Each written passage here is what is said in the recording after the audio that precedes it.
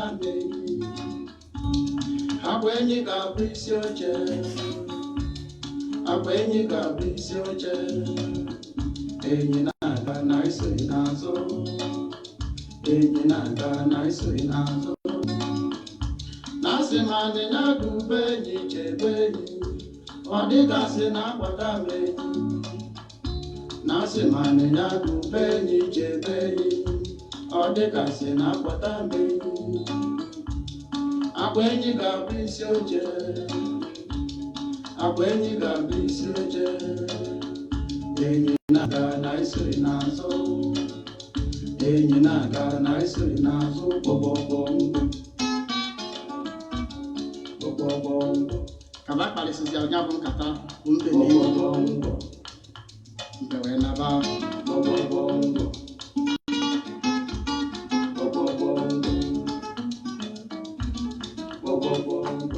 wee je ga-agwa eze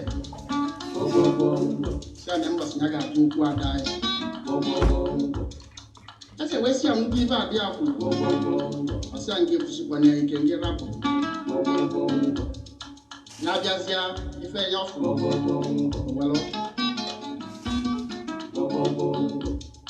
ka chi mbọsị ya lụzie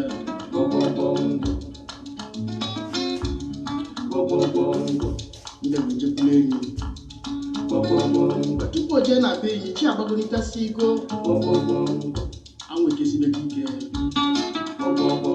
enyi si ya mbe kesi ka isi wela aja kịta ebe nwa sị na ya ga-abụ isi oche ka ọ ga-abụ ya dukwu ọ bụ na ya ejekwana ibi na-eme mbe si agba nkịtị na ba ga-ejesi ike enyi si ya ngwa ya bodo ka bajebe ejebe otegolieli ụtụtụ ya ise jikparịcha chachasị ya na-echi ka ọ bịa esi ya na ọ bụrụ n'ike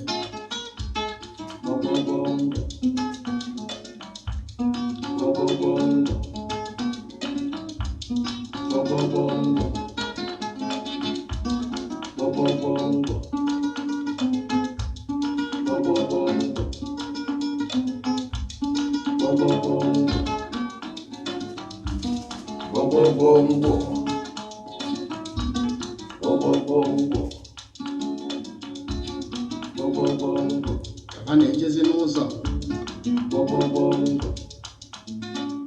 isi mbe ka gasị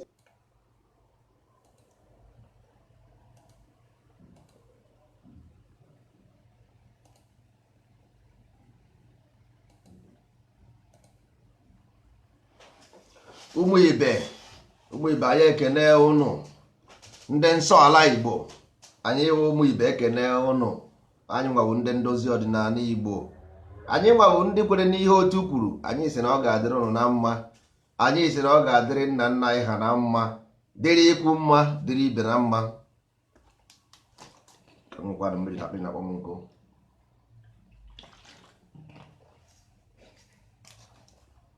anyị sị ka anyị wetara ụlọ ozi ọma n'ụbọchị nke taata mana tupu anyị na-aga n'iru dịka unu si mara na anyị ga-ekenegodi ndị mbụ kene ndị ọkpụ na ndị ekene kene eke kene orie kene afọ kene nkwọ kene ikwu na ibe kene ezinụlọ nọ ebe a kenekwa anyị nwa na onwe anyị wụzi ndị nsọ ala Igbo bụ ndị ndozi ọdịnala Igbo kenekwa unu nwa na onwe unu na-eme akpọ oku unu apụta si na ọ ga-adịrị ụnụ na mma na udo ga-adịrị ụnụ.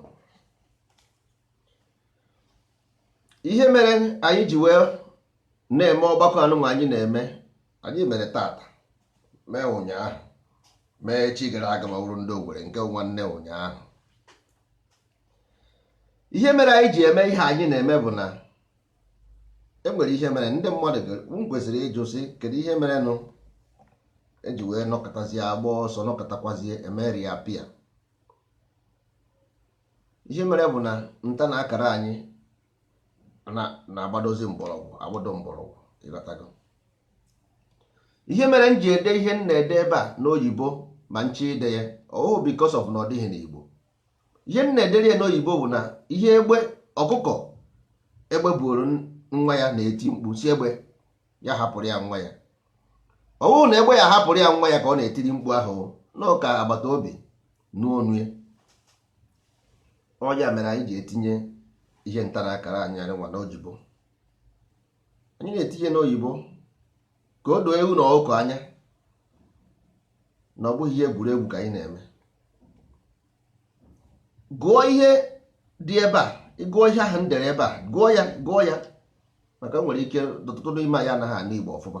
Edegide na Igbo sefụ ndị na-agaghị aghọta ya ọfụma bụ ndị Igbo, ịghọtago. So nke Igbo ya bụ nke anyị ga-eji azụ ụmụaka amụrụ ọfụ, ọ bụ maka okenye. Most of us anaghị asụ ezigbo Igbo, ngwụ na eziokwu. So ndị Igbo ya nta na akara Igbo nke ga-eji azụ nwa ọfụ, ọ bụghị onye toro eto. Onye toro eto agaghị aghọta ihe Igbo bụ, ọgaghị. Nna agwa unu nke bụ eziokwu, because ejighị ewe zụ ha. Ịsụ Igbo na skuul apịa gị ụtarị, ọ vagabonds na jargons asị ọgwa na akọla. So onye ji otu aha wee zụọ ihe ọ sọkwara gị ka ọrịa, even ndị ọ laikiri dị Igbo pụta ọghọta ha ihe Igbo bụ. Ọ bụ otu anyị si eme ndozi ọdịnala kịta. Bifo anyị ebido ndozi ọdịnala, even Igbo almost gone. Igbo anachago. Gaa n'ala Igbo, most of ndị be anyị ịgbata ha ifu ha na onye nwere obere ego o ji eri nri, ọ na-asị asụrụ ụmụ Igbo. Go and do your own research. Onye mete ha na obere ego o ji enye ụmụazị nri, ọ dị ya ka onye 3 square meal. E nwere this dia television a na-akpọ DSTV ahụ, ihe dịsi ihe ọ na-eme ụmụ comic, ụmụ Disney Channel ha bụ nke nwa bekee ka ha na-eme ya, sọsọ oyibo ka ha na-asụ. Ị ga-ahụ nwatakịrị bi n'Ọnịcha na Ọpa Iweka, nne na nna ya bi n'ugwu Agba Obosi, o nweghị paspọtụ, o jebeghị ibi na Asaba, mana ife oyibo ya ọ dị ka obi Beliza ka obi. Gịnị ka ha na-eme? Ọ this Disney Channel ha na watch. So ejụọ ya afọ, ọ sị gị afọ ya Helen, ọ naghị etinye afa. Ejụọ ya afa nna ya, ọ sị gị na afọ ya Helen Emmanuel, na ndị ọmpa ya bụ Emmanuel. Ọwụghị afa nna ya bụ Emmanuel, his father's name is Emmanuel, ọ sị gị afọ ya Helen Emmanuel. Ịghọtara? So ị bịa n'anya odoga ya na isi mmiri agbarugo, ịma na-ekwu ihe ọ dị taa, ma ndị be ya ọ na-anụkwa ya. Mmiri agbarugo nwanne. You don't need to go America to be a slave. You don't need. Inside your own village, people are answering Helen Emmanuel. So kedu ihe mere onye nọ America ji wee crying that they remove his indigenous name, give him a John Benson? Nna agwa gị na onye nọ n'ala Igbo, ị na-ekwu onye nọ n'ala Igbo inside Igbo land is answering John Benson. David Mark is a Senate president. David Mark, ka ị wee mara how strong that thing. David Mark wụ Senate president for more than how many years? David Mark of African name. Edwin Clark bụ Ijaw leader. Edwin Clark of Ijaw name. Edwin Clark is an English name, but all Ijaw leader.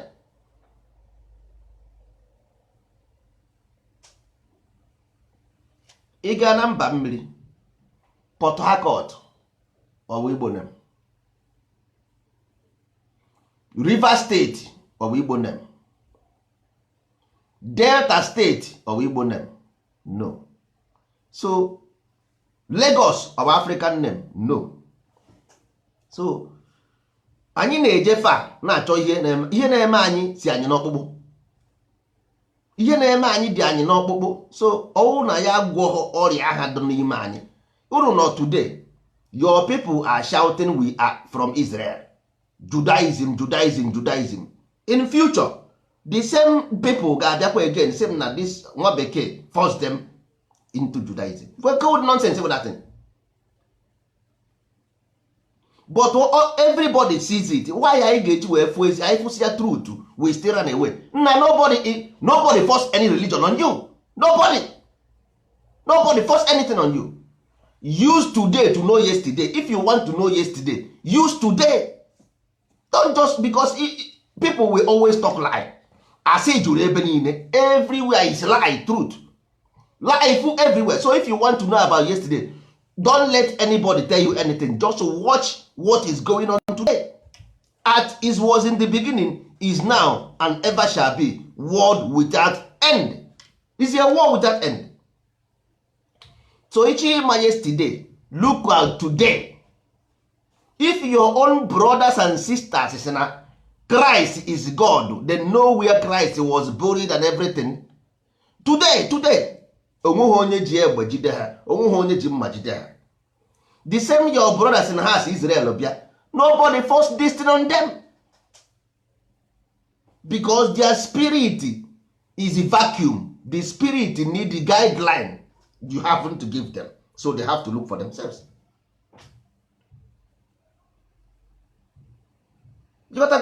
So because m na-agwa ndị be ihe all the time, ha anaghị aghọta. If you don't give your spirit a guide, your spirit must look for one, because ọdịnyanwa bụ n'anya the boat, he is driving the boat.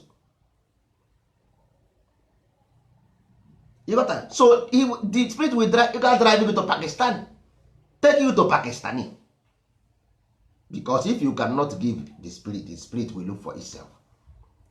So I just saying this thing, ejima, nobody do you anything, because today people are na-abanye n'ụgbọ mmiri na-ebu mmadụ ise, ndị mmadụ baa 200. Ị na-asị onye abana na 200 adịghị n'ọfọ ọmakpụrụ n'ime dị ụgbọ. Isi ya abana na ụgbọ mmiri ejugo, ọsị why? Ọsị na village hara na emere ya ọgwụ na village, na ya mere ekweghị ịbanye n'ụgbọ mmiri ya. Why this ụgbọ mmiri bụ overload? O ruo n'ime mmiri, ha niile anwụsịa n'ime mmiri, ha niile ụgbọ mmiri ekpuo pịa, all of them die off. Enwere onye mere ha by onye ọrịrị anị nna ya na village. He sold his father's land, move to desert. O nwere onye si ya ree dị anị gaba to desert? Nobody. Onye a ji aka ya ree dị anị titi to desert, o jeje obodo oyibo. Onweghị onye, nobody told them to do it. So ha ya dịzi na-ekwu destiny nwa bekee nna ihe a bụ chempoten to us. You got to go. Anybody can zuoro oshi, anybody can gbala ama, but you don't generalize it. You don't generalize everything, because abịa mee movie. Why always this movie then targeted okay, emere slave, erele slave. Kedu onye a targeted the seller? What about the buyer? Kedu ihe unu na-ekwu about the buyer? So evil man is me because I sold my brother to slavery. What about the buyer? Why not the buyer? Their own brother has her, you are a bad person, because why did you bought Africa? You want them to pay you compensation, to pay you money. To who? And then give you the money, you begin to fight your brother self. Onye ga-ewe the ego, enyere Caribbeans ego, enyehe ndị black Africa. In Europe here, in Europe, blacks in Spain say, yo soy español, I am Spanish. Here, this black, his father came from Africa and born him here. His father is from Africa. He came here and he was born here. This guy say, I am Spanish. Go to France and see French francophones in France. Then say, je suis français. I am French. Go to America. You will see somebody, his generation is there. He say, I am Afro-American.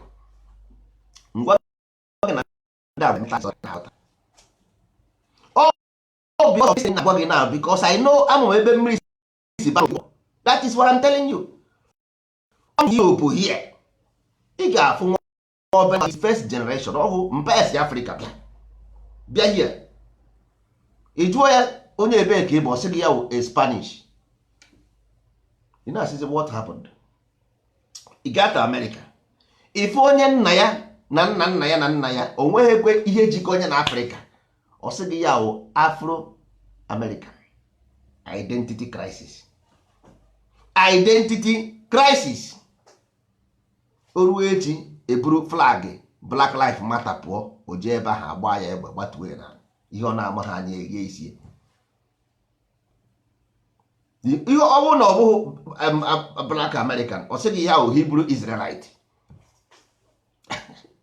Ọ sịghị ya Hebrew Israelite. Nke a wụzi nke the modern one na wụzi Hebrew Israelite. Ọ sịghị ya si Egypt. A na-akụghịrị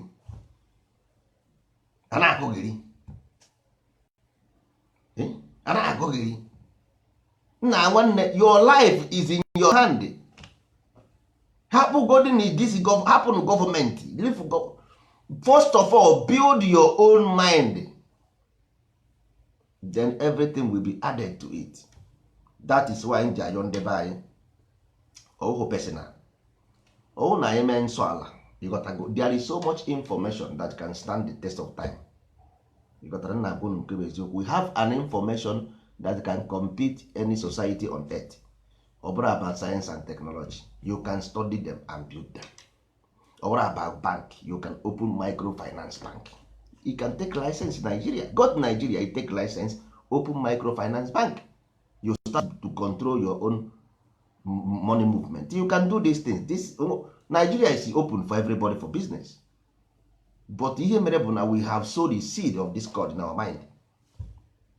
The same thing with nwa bekee. Anyị sị nwa bekee asị anyị, nwa bekee asị ha anyị. Nigeria asị anyị, Nigeria asị ha anyị. All these things bụ ihe dịara onwe ha ịga kpara ya. Ijejeje n'ime ọhịa kpara akara ịgba. Ọkpa nke ụkpara akara ịgba onye chọọ ọhụ n'anya. Ọkpa nke ụkpara akara ịgba onye nwanne ije n'ime ọhịa kpaa akara ịgba agba. Ije n'ime ọhịa kpaa akara ịgba agba gị. Forget these things. Ka anyị jee mmenụ nsọ ala anyị. Rụwa heritage center, ụlọ nsọ ala everywhere in Igbo, na-arụkasị ya everywhere in Igbo land. Anyị wetara this artisan hub, register. Any person ọbụla chọrọ ọrụ bịa meet anyị, we will call you and send you to work. Register ihe ị na-eme, go and register what you do. Anyị nwere onwe anyị asị ndị nsọ ala. People na-akpọ anyị na ha chọrọ workers. Anyị esendire mmadụ to you. Ewe electrician, ị na-arụ alụmako, ị na-arụ mesin, ihe ọ bụla ị na-eme as a young man bụ akara aka. Register so that ọ bụghị mgbe anyị chọọ anyị nweta ọrụ anyị abịa na Facebook shout ba no. Anyị nweta ọrụ anyị ga na artisan hub. Enwere onye ọbụla anyị fụrụ ebe ahụ, anyị contact ya, send it to work. Ka ihe ịchọ ka emere gị, ka ebunye gị catch money, ka ị were ji eme gịnị? Ị nweghị aka ọrụ, jee mụọ ọrụ, ịmụsị ọrụ, go to artisan hub, registered. Anyị achọwara gị ọrụ, ka ihe ọzọ ga-emere gị. Anyị agwana gị ka ụwa si arụ ọrụ, gwa gị maka Chukwu, gwa gị maka Chineke, gwa gị maka ihe niile gbasara ihe ị na-eme. Kedu ihe ọzọ ị chọrọ? Isi ị chọrọ country, chọwa the country, nsogbu adị, you will see it. Ọ ga-ata isi gị, ọ taa isi gị, ị gaghị afụ ya. Ọ ga-eri isi gị, rie ọdụ gị, you cannot get it. Because ị mara ihe a na-akọ. A sị na okoro erughị wara ọgọdọ, ikuku buru oburu ọgọdọ ya. Nwata etorughị etoru chọrọ ihe gburu nna ya, ihe gburu nna ya egbuo ya. Nwata na-erughị eru chọrọ ihe gburu nna ya, ihe gburu nna ya mee gịnị? Egbuo ya. Just simple as ABC. Agwara m ụnụ kwa kịta, ịgwasịkwa aha this thing, tomorrow these people will go and still give money to these people, criminals. You got to go. Okay, agwara m ụnụ si ụnụ na now anyị nwere problem of disconnection, problem continuity. Now the ancient information concept, most of us are lost today. You got to. So now because the bicycle chain na-ebu the bicycle nọ n'azụ ka ọ na-anọ. Ị na-azọ chain, ị afụ na bicycle the tire ya bụ n'azụ ka ọ nọ wee na-egbu that front tire. Bicycle anyị gara chain. Bicycle anyị gara chain. All the chain ka anyị na-edozi ha ka anyị wee nwee ike imove. Ịgwasịa ha na there is a misconception. Kedu all those names anyị basịrị? Anyị nwere ndị wụ diala, nwee ndị wụ dibịa, nwee ndị wụ eze ala, nwee ndị wụ eze ji, nwee ndị wụ eze aka, nwee ndị wụ eze igwe. All those things they are not common. So kedu ihe all this incantation, all this business. Unu efili na the person eji afa ya ezu ori n'obi dị ya mma. Do you think so? I chere na ọkwụ ma na afa mmadụ ka eji ezu ori ahụ? Ọkwụ ma na ndị pastọ na enwere onye ha ji afa ya ezu ori? Ọkwụ ma na ndị dibịa na enwere onye ji afa ya na white? Do you know that? Gaghasị m na ịmaghị, because mgbe dibịa na-agwa gị okwu, kedu ihe ọ na-agwa gị? Na chi gịnị wụ chi? For you, ịma na chi wụ invisible force, ma wụ Chukwu, ma ịkpọrọ ya abịa ma ma ịkpọrọ ya Amadioha, izie natural force ka ọ na-ekwu maka ya. O ji erie gị white, a ga-emere gị ibu mmiri, a ga-elo gị chanapụ gị ego. Pastọ, a ga-eme ekpere, a ga-ekwu tit, anapụ gị ego. So ifili na this natural force ndị a ji ezu ochi na onwe ha reaction. Do you think so? Ọ ihe iche ọ bụ ihe m dere gị here na Facebook indirectly. Ọ ihe m dere gị here indirectly. Ịghọtara? But ndị mmadụ asị m gị, we lost every single ancient concept of God. Priest now plays like counter. Ọwụ na enwere this draft a na-azụ azụ. Sometimes ọwụ na ga ebe a na-azụ ya with ego, enwere somebody na-anọ outside na dịka referee na monitor ihe na-eme. Ịghọtago? Onye nwa na-akpọ result of the game. Oh, is a priest na-claim ozi God now because ọ ha nwa bụzi ha nwa ji ha nwa na-ekele m ajiji jide mma. Ịchọ kịta ome o nwere ihe dibịa ga-eme ome na ụjọ abụọ gị ahụ. All those things dibịa na-agwa gị na-atụ gị ụjọ, nyanwa na onwe ọkwa mmadụ. Why na ọ naghị atụ nyanwa ụjọ? Because ihe onye na-amaghị na-atụ ya ụjọ. Why na ụjọ anaghị atụ dị dibịa? Why ụjọ ga-eji atụ gị nwa? Ọbịa were ọbara na ihe agasịsị everywhere, ụjọ a na-atụ gị. Ewere shadow code oge ịbụrụ onye ụjọ.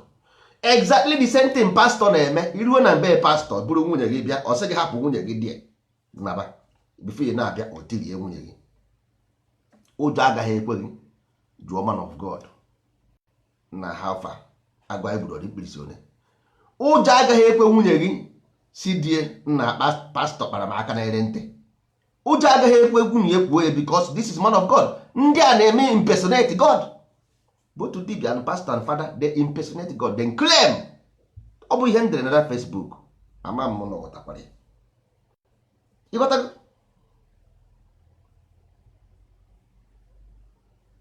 Ịghọtara? So that is your ndị a mere ewere go chukwu ozu, ewerezi go chukwu yibezie yiri ka akwa.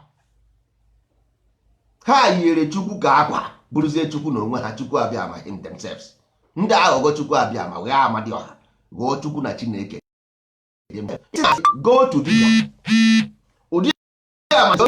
Ụdị amansi ọ ga-eme dị nwanne. Ị ga-asị oyiruo na nke pastọ. Ụdị ebube pastọ ga-ede, ị ga-asị nwanne ka gịnị ya na-emekọ ihe. These people emego occupy position of God. Ndị nwa ka m na-ajụzi asị onye na-abụghị dibia ịhụ pastọ, ịbụ onye nkịtị ka anyị nwa bụ ndị nkịtị. Now the question is, ị chere na onye ahụ eji afa ya ezu ohi? Because ihe na-agwa ụnụ si ụnụ na ọwụhụ problem bụ the name, because ọwụhụ na this name na ndị a mere invert is to steal, then ngwa omugo. Ọ dị ka onye ebutere ego were dọla tisia n'enu dị akpati ego, anyị akpati aha niile wu white paper adakịrị adakị. All white paper eji ink dark ya, werezie dọla tinye n'enu. So ọwụ na iruo na nke mugu, iwepụta dị dọla saa ya, mugu afụ dọla, iwere nye mugu eje chenjie ọrụrụ dọla. Mugu chezie na dị whole thing nọ na dị akpati bụ dọla. Mugu eburuzie dị akpati kadịsa na ya dị ya, asị onye n'ọfụma ebunire ego, ọ chọwazie kemikal ọ ga-eji asa dị ego. Ọ ihe na-eme ihe, ịghọtago? So erigo gị bunyezie gị chi, ije dosa na ya dị chi ahụ idosasịrị bụ ego ahụ empty money ahụ ebunyere gị, ego adịghị n'ime datin, enweghị force nọ there, is no force there. All those things a gwara gị, there is no force because to start with, God has no name. You got that? God has no name. You must personify God to give it name, and if you personify nonsense will come for you. If you personify nonsense and God as God, then you have nonsense. So ihe bunyere gị bụ empty akpati. Ihe na-achọgharịzi na chemical ị ga-eji asa detin. Ị na-agazi dibịa to dibịa, isi na dibịa nke amapụta, ị ga na dibịa nka, isi na nke amapụta. Na nwanne enwere onye ịma na-elochi, nwanne ịgbaga afa, nwanne ịrụga ahụ.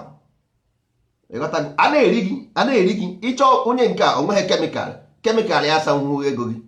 Ijee na onye nke ọzọ, nna enwere m ego na ya adị dị kemikal ga-asa ya, onye ahụ eribekwe gị. O rie gị ego o zuhuru, isi ebe ahụ mapụta, ị na-aga n'iro ịfụ ha na onye ọ dị ka onye nwere ọ dị smart, ịkpọ ya si anyị nwere ego na ya adị dị kemikal ga-asa ya, onye eribekwe gị. ịghọtago. So onye osimiri fụrụ ụkwụ ya ka ọ na-eri, ịghọta, onye osimiri fụrụ ụkwụ ya ka ọ na-eri because ọ bụ ngịnwa chọrọ dati kemikal na-eje. O nweghị mgbe mmadụ pụtara streeti sị gị nwanne na ya nwere kemikal, na ya nwere kemikal. Mba, ọnwụ ngịnwa nwụ because ọnwụ na enweghị dati money na ya dị, ị gaghị achọ meka kemikal iji asa gị ego. Ọnwụ na enweghị dat kemikal ị gaghị achọ, ọnwụ na enweghị dat money na ya dị, enti dat fake money ị nwere na ya dị, ị gaghị achọ kemikal iji asa gị ego. So ị na-achọ kemikal iji asa gị ego because ị nwere dat fake money. So that fake god ahụ ebunyere gị, that fake god ahụ ebunyere gị, ọ ya ka ị na-achọgharịzi this justification of it. Onye nwebere jiri gị dị white isi na symbols of god pụta, ịmaba Cherubim and Seraphim, Cherubim and Seraphim pụta, ịmakpo grace of god, si grace of god pụta. Ịnọdụ na katọlik, ịba na charismatic, ịba onweghị ụdị ekpere nọ na katọlik ị gaghị aba. Why? Because ị dosara na ya dị gị inside your heart. Ị desara something, and ị nwere ike ime ha na ị desara that thing because ị believe go na that fake money ahụ, that fake god, ị believe na ya. So all those things ị na-achọgharịzi bụ justification. Enwere nwa gị nọ na Spain na-anaghị emewe ọfụma, ị na-agba church to church, church to church, ime itinye fada nke ọ dị ka ọ naghị emewe ọfụma na another fada nke ọzọ. Ije ebe ahụ isi ya na nwa gị nọ Spain since how many years enweghị ihe ọ na-eme, nwa gị na America 20 years ọ batabeghị. All that fake god, that fake money ebunyere gị, nyanwa bụ ihe na-achọ kemikal iji asa. You got to simple. All the fake money ebunyere gị na-achọ kemikal iji asa, nyanwa nwere ihe ọzọ. Ọ na ọ bụghị ya, kedu ihe ị na-agbagharịrị church to church? Gwagodi m ihe na-agbagharịrị from church to church, ọ bụ the same thing. Enwere ihe dị iche n'ime. From dibia to dibia, enwere ihe dị iche n'ime. Mana m na-agba gị ndebe eziokwu ebe a. Eziokwu bụ na ndị a yiri akwa, ha yiri Chukwu ka akwa, wee na-egwu wayo, ezigbote wayo kara aka. Mana onye ji mmadụ naanị ji onwe ya, because hapụ onye aha binie, onye aha ebinie. So for you to jidere onye aha na you must stay there with them, the person. So ọ bụ na anyị mee nsọ ala n'ime akwụkwọ nta na akara anyị, ị ga-afụ ka destiny si arụ ọrụ. Ịbara onwe gị uru ka mmadụ, ịbụ mmadụ, olesi ma ewuzi enwe. Okwunu ma ihe bụ enwe. Enwe na-ama n'osisi, enwe na-ama n'osisi. Olesi chọrọ iwe enwe, iwere enwe. Mana ị chọrọ iwu mmadụ, you must act like one. Ị ga-eme ka mmadụ ma ọ bụ na ị chọrọ iwu mmadụ. Olesi ma ị chọrọ iwe, ọ bụrụ na ị chọrọ iwe enwe, nsogbu adị. Mana ị chọrọ iwu mmadụ nwanne, enweghị mgbe these people enweghị, because enweghị mgbe Chukwu enyeghị mmadụ right to do anything. Human being develop according to their own. N'anya ka nye gị example, simple one. Ije gote generator na-generate ọkụ nke wụrụ 5000 kVA. Ije gote dị injin nwee 7000 kVA kwee ya na generator anyụọ.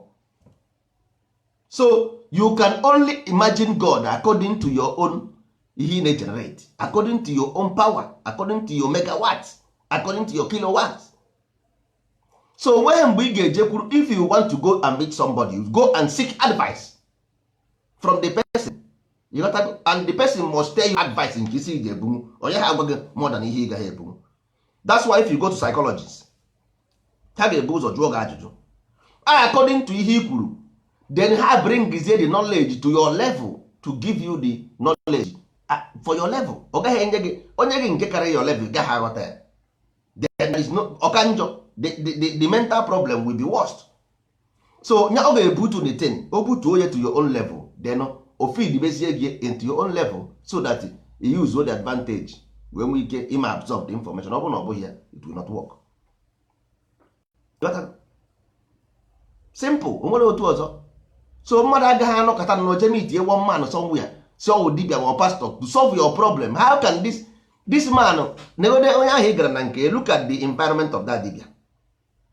So onye bi na this kind of environment ka ị nwere hope na this man will make you build mansion. Look at nwanne negode anya ebe that place ị gara, look at the house you are. look at the environment. Onye a ga-eme gị iwe rụ mmadụ. Ije na nke fada ahụ public na-enye ya nri, fada ahụ ndị ogbe na-enye nri, fada ahụ ogbe na-enye ya nri. He is ogbe, ndị ogbe na-azụ. Fada enwere ebe ọ kpọsara ahịa, even though na enwere some people fada na-azụ ahịa cement from back, we know, but normally fada anaghị azụ ahịa, ọ ndị ogbe na-enye nri. So how come onye ị na-enye nri na nwanne ndị mmadụ na art ninja n'ụwa nke na-enye fada nri, ijezie na nke fada the same fada ị na-enye nri ga na-asị ya ohepụ oge ọ nke ehepụ fada bụ ogbenye fada bụ ogbenye, ndị ogbe na-enye nri. Yes, it's like government. Ịgazie na nke fada si fada ijezie ebe ahụ igbuo ekpere na abụ n'ala, onye ị na-enye nri ọkwa ya own Sunday medicine fada ji live on. Fada live on your Sunday medicine. Iru ebe ahụ isekpere a na-esi ya dadi fada. Nwaanyị nna agwa gị ihe eruo na 50-80 years fada dị 24 years. O ruo ebe ahụ gbuo ekpere na abụ n'ala. Na gịnị mere? Ọ sị gị fada na sinsi ụnyaahụ ya afụbeghị taịm ya. Jụọ ọnụ m ihe fada na taịm gị nwere ime. Kedu ihe nwaanyị na-afụbeghị menstruation ya? Na kedu ihe fada ga-emere onye na-afụbeghị menstruation? Na die nwere ike ịchụ ya n'ụlọ maka o nwere ike otu ọ na-afụbeghị menstruation ya ọ gaghị amụ nwa. Nna nwanne gwanụ m ihe fada nwere ime with this thing. Fada ga-ebidokwe ọkwa nga bịara ịchọ kemikal iji asa ego. Fada asabara ngide ego. Ọ nga bịara ịchọ kemikal because fada nọrọ onwe ya enwe mgbe fada sị gị bịa ka ọrịa destiny. Fada sị mba ịbịa ha ndị ụka white egbuole ndị imo amem. Ị na-ejekwa ụka amem. Ndị ụka white egbuole ndị imo amem. Ịnụkwara ya ịbịa ma itinye fada kọsịara fada mkpa gị niile, fada ga-asị gị nsogbu adịghị nke o ji wụrụ mmadụ. No problem, that o nwere problem, o nwere solution for your problem. At the end of the day, all the whole money ị ga-eweta 70,000, weta 80,000, weta 90,000 na obere nke nwe na-enweghị enwe nke obere ị na-enweghị enwe. The same thing applicable to ndị ekpere, to ndị dibịa. Ha niile bụ ndị white ka ha na-eri nwanne, ha na-eri gị white because naturally dibịa ama ha why ifuhu menstruation gị. Dibịa don't know. Dibịa amara ihe wu menstruation. O nwere ihe gbasara dibịa na menstruation. Ịdịrị ime atụghị ime, enweghị ihe gbasara dibịa ma ịtụrụ ime enweghị gbasara dibịa. It's between you and your God. Ọwụ na dibịa nwere knowledge of constellation, that is moon, otu ọnwa si aga every month ụmụ nwaanyị na-egbu ọkụkọ. Ọwụ na dibịa ma about this movement of moon, every 2 days and a half moon na shift. Ọwụ na dibịa ma ya, ịbịa ma itie dibịa ga-akọwara gị natural processes of this movement of moon, that woman and moon will the same thing. So na-ekwe mgbe ị kwesịrị iji wee try. Ọwụ na ị na-akwa na-ame ị naghị egbu ọkụkọ. Then o nwere ndị ọwa aka ọrụ ha n'ụwa, medical facilities ọwa aka ọrụ ha ịma maka nwaanyị, ahụ ụmụ nwaanyị. Ịghọtago, ndị na-eme gynecologist ahụ ụmụ nwaanyị. Ịga mitie ha kọwara ha sị ha na nekwe anaghị m egbu ọkụkọ. Kedu ihe mere? Ha nwee mee gị labụ mara ma enwere ihe mere na ha. Enweghị ihe nwere distin nwere ime wit chukwu ọ n'ochukwu. Ịghọtago, is between you and your God, which is the body you live in. Ịghọtago, ọwụ na imesie destiny, then the normal process a ga-agbazi gị ma ọ bụ ihe bịara onwe nje dịka Chisike ya ma ọ bụ nke ebutere n'iro ka ọ wụọ ya. Ọ ebe ahụ ka a ga-agwa gị. So fada ọ dibịa ọ bụrụ aka ọrụ ha. Fada na dibịa wụ different thing ka ha na-eme. Ịghọtara, ndị ahụ ndị na-cultivate the mind of the public. Ya cultivation of the mind ka ha na-eme. So all those things ọya dibịa na-agwọ ọgwụ na-agwọ ọrịa dị iche. Ịghọtago, because onye na-agwọ ọgwụ bụ ọrịa ka ọ na-agwọ. Onye na-agba afa bụ afa ka ọ na-agba. Ịghọtago, all those things are cultivation of the mind. So ọwụ na ịnọkọtazie hapụzie all this normal thing dịara onwe ka Chisike ya, ịgazie mitie dibịa kọwara ya ihe ọzọ, nwanne orie gị white. Enwere ihe gbasara disi ibu mmiri, ilochi na ịrụ abụ. All those things were a different concept on their own. Ihe mere dibịa ji wee gaa that side bụ na because of na dibịa were priest and all those things will priest will onye na-educate the people na-educate, but these people believe on this magic as method of gaining money. ha werezie eme attach to ọdịnala Igbo. ọdịnala Igbo achọghị m ikwu da wan ka ọ ghara ijeje because anyị na Facebook ọ bụghị ihe ọbụla ka mmadụ ga na-ekwu ebe ịbatago. So ọdịnala Igbo nwere aka ọrịa, omenala Igbo nwere aka ọrịa. Enweghị ihe gbasara dịsị ịchụ àjà na those things, enweghị ihe gbasara ịrụ agwụ na those things, enweghị ihe gbasara ibuchi ilo mmiri ọ ibu mmiri na ilochi. They are different aspect of the culture, different. Ha enweghị anything to do with this unification of ọdịnala omenala. Arụsị dịara onwe ya iche, omenala dịara onwe ya iche, ọdịnala dịara onwe ya iche. Because if you go to school enwere subject, ọwụ na eje ije university ị ga-asị gị take a subject. Ị chọrọ ime art, ị chọrọ ime this one, ị chọrọ ime ihe chuzuriri art ị chọrọ ime, mana anyị chọrọ kpokọta everything gaa n'ofu basket na-akọgheri. Nwanne n'anya go to Ladipo, everybody na Ladipo na-ele the same thing. Everybody. Amaghị m ka ndị a si ere ahịa ma ha gaa that place. I don't understand. Go to Idumota, onye ọbụla na-ere ọgwụ. Nna kedu ụdị nonsense bụ ihe? I never see this kind of mentality. Kee ka mmadụ ga-esi na-anya n'aka nri na-anya n'aka ekpe, the whole shop a niile bụ the same thing ka ha na-ere. Kedu ụdị business bụ ihe? Everybody na-ere the same thing. Ị ga Jankara, ndị na-ere electrical pass. Nna nwanne, kedu guarantee ị nwere na ị ga ahịa na ị ga-ere ahịa?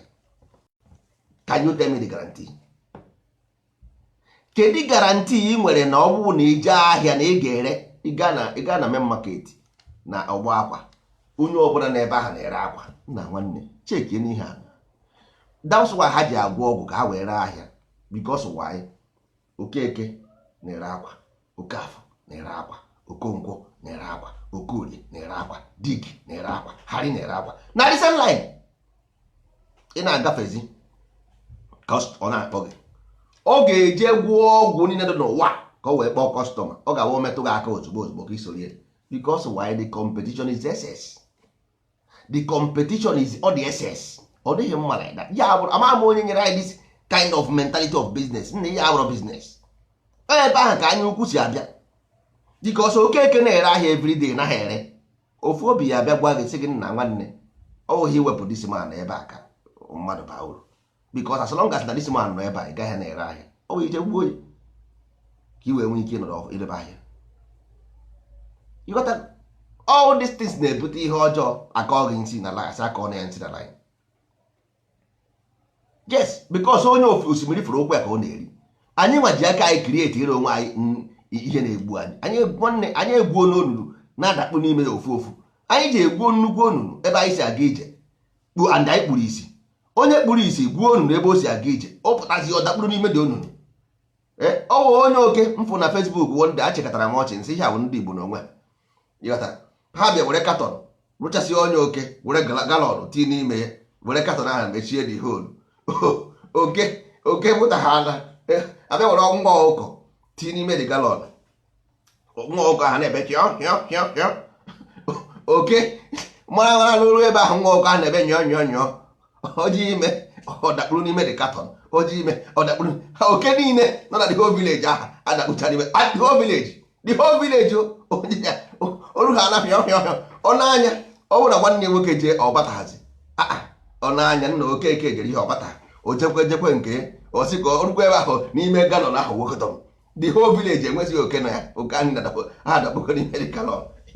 All the same thing na-eme anyị. O ruo Lagos ọbataghazi onye fọ na village ha again ọ nakwuye na Lagos. Nna Okeke je Lagos ọbatabeghị. Kama ọ ga-ajụzi onwe kedu ihe mere Okeke je Lagos since 5 years ọbatabeghị. Ọ soro ejebe dị Lagos. Ọ na-adị mma Okeke je Lagos abata.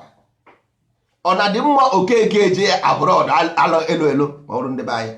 Ọ na-adị mma na Okeke jere abroad elo mba isoro ejebe. O jere Abuja since 10 years ọbatabeghị, ijebekwe. Ọ na-adị mma na o jere ọbata, ọ na-abụ ezigbo ihe mere. Ọ bụghị ezigbo ihe. Ọ bụ otu a ka anyị kwesịrị isi wee na-eche uche ka mmadụ, mana mba, mmadụ jere ugwu Awụsa ọbata.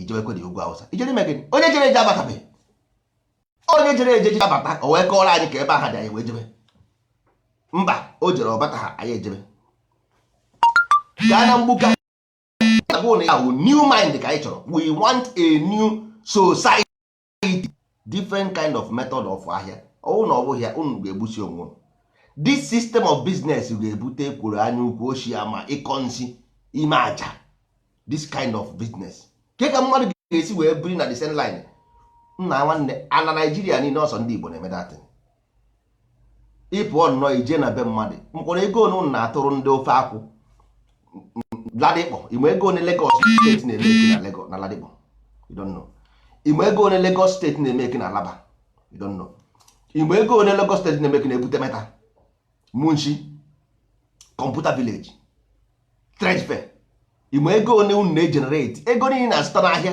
ị na-enye ndị Lagos ịkwụọ ha ụgwọ ụlọ ịkwụọ ha ụgwọ shop ịkwụọ ha ụgwọ nka ịkwụọ ha ụgwọ nka at the end of the day all the whole money because ị ga-egokwe nri na Lagos ahụ kwa all the whole money imeke na Lagos nakwa na Lagos without any benefit na village unu 10 years na Lagos 20 years ịrụpụtabeghị ụlọ mgbaja ị na-aga ahịa everyday azụ ahịa na-eri nri na-akwụ ụgwọ ụlọ mana nweghị any achievement to prove on ọ bụrụ oge isi ndị village unu aka ọgwụ but simple mathematics ọhịa mistake a na-eme mathematics mistake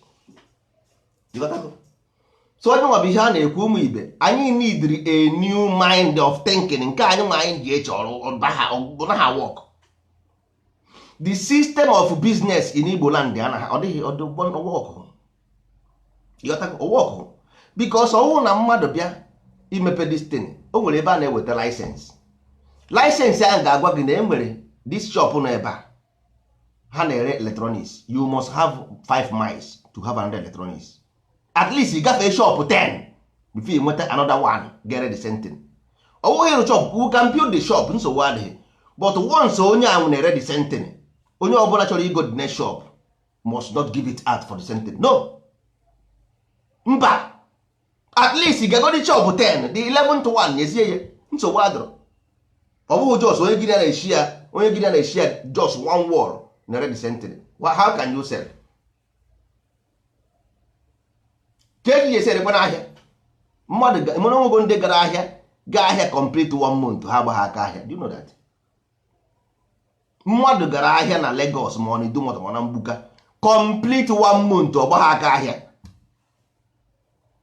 gịnị mere o ji gbagha aka ahịa ọ bụrụ na ndị ahịa abịaghị ahịa ị ga-afụ ụmụ bọyị niile akwụpụtasị na street na-eche kọstọma na ọgabịa ọmụnwa anyị nwere m ya onye a na-akpọ because why ha na-ere the same thing ọwụkwa ka ebele ga-eje jọmahịa nwanne ọwụkwa ka ebele ga-eje jọmahịa ọwụ nọ nsọ gị na ebe ahụ onye kọstọma bịa ọsọ shọpụ gị na ebe ahụ gaa na shọpụ gị goro ihe yes because ọ nsogbu nwanne ọwụ na ruru 20 ebe ahụ then that is why unu na-agbagharị ọwụ na ibinizighị soro ha chọọ dịtịnị nwanne ị ga-anọ ebe ahụ 100 years ị gaghị ere anything na nwe nke eziokwu bịa ka m bịa witness ọkwa eso m azụrụ m n'Idumota azụrụ m ahịa eletrọniks zụọ ahịa ọgwụ na Balogwu ịghọtago so ihe m na-agwa gị bụ I'm a living witness ebe a na-ere cosmetics mmadụ agaghị agwa m ya agwa because I was there enwere shop n'Idumota ebe a na-ere ọgwụ nwere cosmetics nwere Jankara so ihe a bụ ihe m na-agba everyday ana m agba the shop ịtọ nsị na Jankara mmechie na Jankara aga m Balogwu mma anọwazi na Balogwu chijie before ya nawa ya dị ihe a bụ ihe I'm a living witness so but m na-agwụ na destiny it can never work because ndị Yoruba ha adịghị interested na your own benefit so ndị Yoruba can give you that nonsense you got right? That's why but in Igbo land ebe bụ your own land you don't need that nonsense change a strategy of business ị gaa na Lagos ha ma na that thing ha ma the consequence of it because ha enweghị your own interest at heart. That's why na go to Ladikpọ go there go to Ladikpọ ị na-asị nwanne gịnị ka a na-eme ebe a na-atụ ahịa everybody nwere the same thing everybody kedụzi onye nna ugo onye ga-ego na nke ya uya onye ga-ego na nke ya ị gaa Alaba the same thing. Why o ji wee bụrụ only Igbo marketplace na dị like that? Ị gaa na Lagos chọgharịcha ahịa chọọ ahịa 99% of market in Lagos a na-control by ndị Igbo and ha na-ele the same thing. Why na-enweghị policy inside this game? I don't understand. There is no policy. In the new Igbo philosophy anyị na-eme, ọwụ na mmadụ nwee shop, at least ọwụgodu na gọọmenti jụ emere anyị emeri onwe anyị. Anyị etinye iwu hie na nwanne ọwụ na onye a na-ere ihe a, the next shop agaghị ere ya, gaa the 10th one gere onye ọbụla nwe the shop nyere ntị ya eto onye na-anaghị ere ihe a, mana akwụkwọ Nnewi o mee n'iwu ọbụla anyị nwere shop. But this one anyị na-azụ na nwanne onye ọ na-ebute ekwuru anya ukwu oshi na ama prevent evil for your own people. Ị gara ahịa tata erehe, Emeka erere ahịa taa, raa ahịa echi, ree ahịa nwanne echi, aka Emeka chara acha, aka ga-acha ha acha. Ịbịa ahịa enweghị irere na irie nri, ịbịa ahịa irie nri na echi irie nri na nwanne echi irie nri na nwanne nke ọzọ ị ga-ebido wubere Emeka anya ọkụ. Yes, because Emeka pụta paaki ya Mercedes ya pụta na shop ozugbo ọ na-apụta ozugbo ndị ahịa sochie ya azụ. Na ọga ịbịara ahịa taa azụsa enwere ike zụọ Emeka ahịa 1 million or 2 million. Nke nwa na oge na ebe ahụ ịgbabeghị aka ahịa irie na mama put nke otu rie nke ehihie enwebeghị ihe irere. Ị na echi bịakwa Emeka aka na-ekwu ndị mmadụ eburu ego, ndị kọstọma eburu ego na shọpụ Emeka wetụkọ. Ịnọdịkwa dị ya irie na mama put nke mbụ rie nke abụọ nwebeghị ihe irere. Next thing obi gị agwa gị sị gị nwanne Emeka a ga-achọ ihe n'anya, ibido chọgharịba nna enwe dibịa ịma, ọ bụrụ oge Emeka ada ọrịa, ọ bụrụ oge befe mara ihe na-eme Emeka n'aka na ọrụ gịnị the same thing na-agwa gị ebe a sị gịnị mere na ọya ha ya wee nwụ ụnụ ama ha na isi mkpi dị na-akpa mkpi, maka na onye nọ mmadụ nso ga-emenwu ya ihe ọjọọ. Onye nọ mmadụ nso ga-emenwu, onye ichimiri fụrụ okwu ya ka ọ na-eri. So ihe na-agwa ụnụ ihe ga-abara gị uru, ihe ahụ anyị na-eme nwanne datin anyị na-eme adịghị mma, ọ gaghị enyere anyị aka. Ọwụ na anyị setie this is foundation for our own unborn children, mana anyị dị iberibe. Ọwụ na anyị setie this thing as a future foundation, anyị dara ezigbo iberibe, because we must protect our own unborn children. We must create a society for them. Mmadụ one n'ime anyị mere inherit their father's wealth. Mmadụ one n'ime anyị fụrụ nna ha bara ọgaranya, mmecha nna ha daa ogbenye. 90% of us witness nna anyị bara ọgaranya, witness when nna anyị dara ogbenye. Yes, because no foundation. Ọwụ just buying and selling, ileta ego taa ruo eche ego agwụ nwanne eche onye ahụ anwụ. Simple. Ihe awụrụ ndụ, anyị ga-set a foundation that we move on, na-aga n'iru. Ọ bụghị nke tata echi nwanne nke disappear. Ihe awụrụ ndụ, ọ bụghị ndụ. Ị gaa na Fakados na Burkina Faso, ga ebe ndị Igbo na-azụ ahịa, exactly the same thing. Odoge anya na enweghị structure na guide this business ideology and strategy. There is no structure na eme. Gaa na Mali, gaa na Senegal, anywhere ọbụla jee ebe ndị Igbo na-azụ ahịa, ihe na-agwa gị bụ this thing na-agwa gị absolute the way, because we lack fundamentals of anything. We lack fundamentals of anything. So all this fundamental ka anyị na-ekwu okwu ya, ka anyị nwee fundamental of way of doing things, so that ị gaa n'obodo niile, every foreign land ndị ọbụla nwesịrị the way ha si their own people bịa, ha emere ya akwụkwọ through the investment ha nwere na the country. Sọsọ ndị isi ojii bụ ndị na-enweghị investment any country ọbụla ha nọ. In their own father's land, they have no land, no ground. In the foreign land where they are, they have no ground. All the whole other people race na-abịa ha agbado mgbọrọgwụ both home and abroad. But ndị be anyị have none mgbọrọgwụ both home and abroad. No mgbọrọgwụ.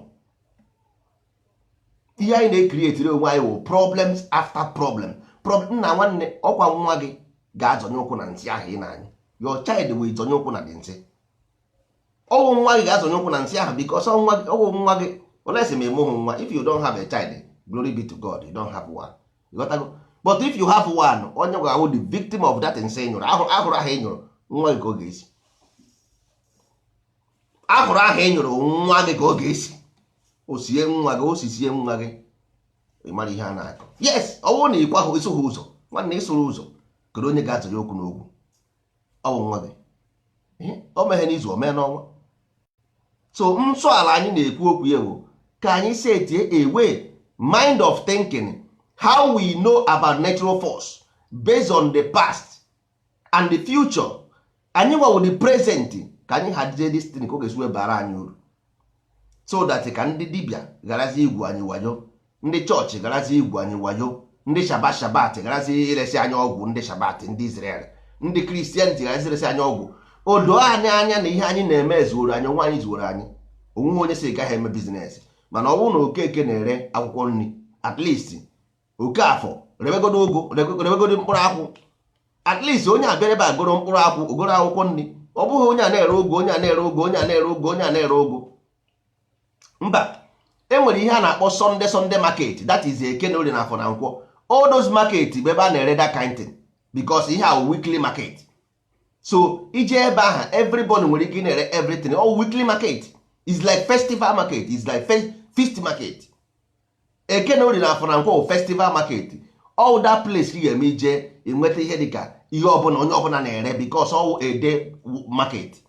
Mana ọ bụrụ nke anụ a na-aga every morning, ihe ahụ commerce. Ọwụzi market, ọwụzi oyibo ka ọwụzi commerce, because market ukwu oyibo, commerce bụ oyibo, ha na-abụ abụrụ ofu.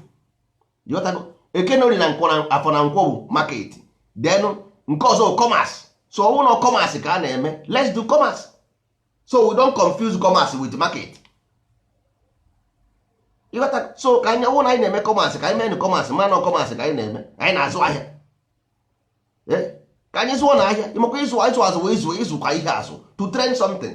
Ka ihe anyị na-etrain ebe anyị anaghị azụ anything. Ụnụ ama ha na ahịa a na-ekwu okwu ya wụ steering.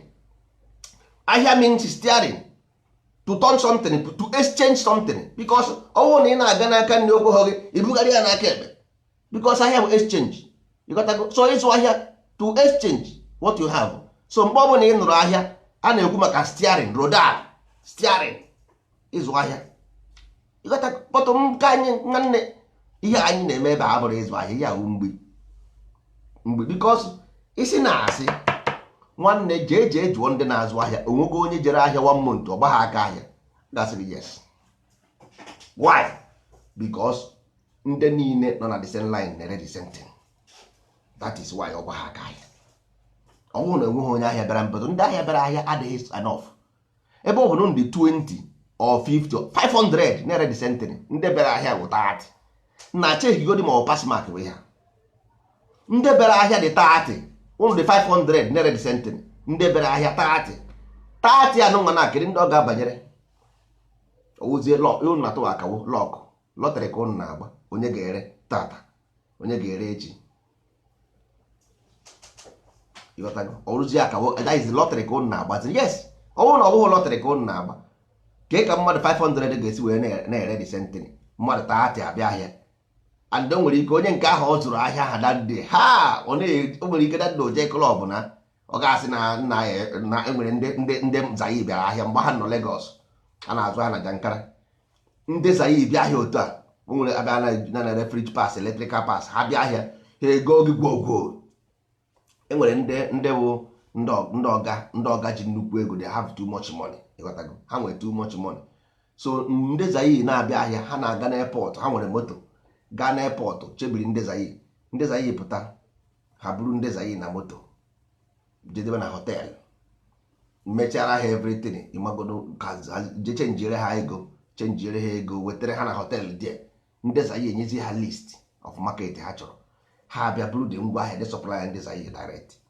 So ndị Zayi anụ arụzie their customer duto na ha nwere cash money to spend. Nke ọ bụ onye nkịtị, ị nweghị anything to spend, ị gaga bụrụ neighbor to ndị a. How can you sell market? Ị gaghị ere nwa ahịa, because these people na-aga na airport ga meet, even na hotel ga meet sie ndị ndị a na-azụ ahịa na họteelụ chebiri ihe ebe ahụ.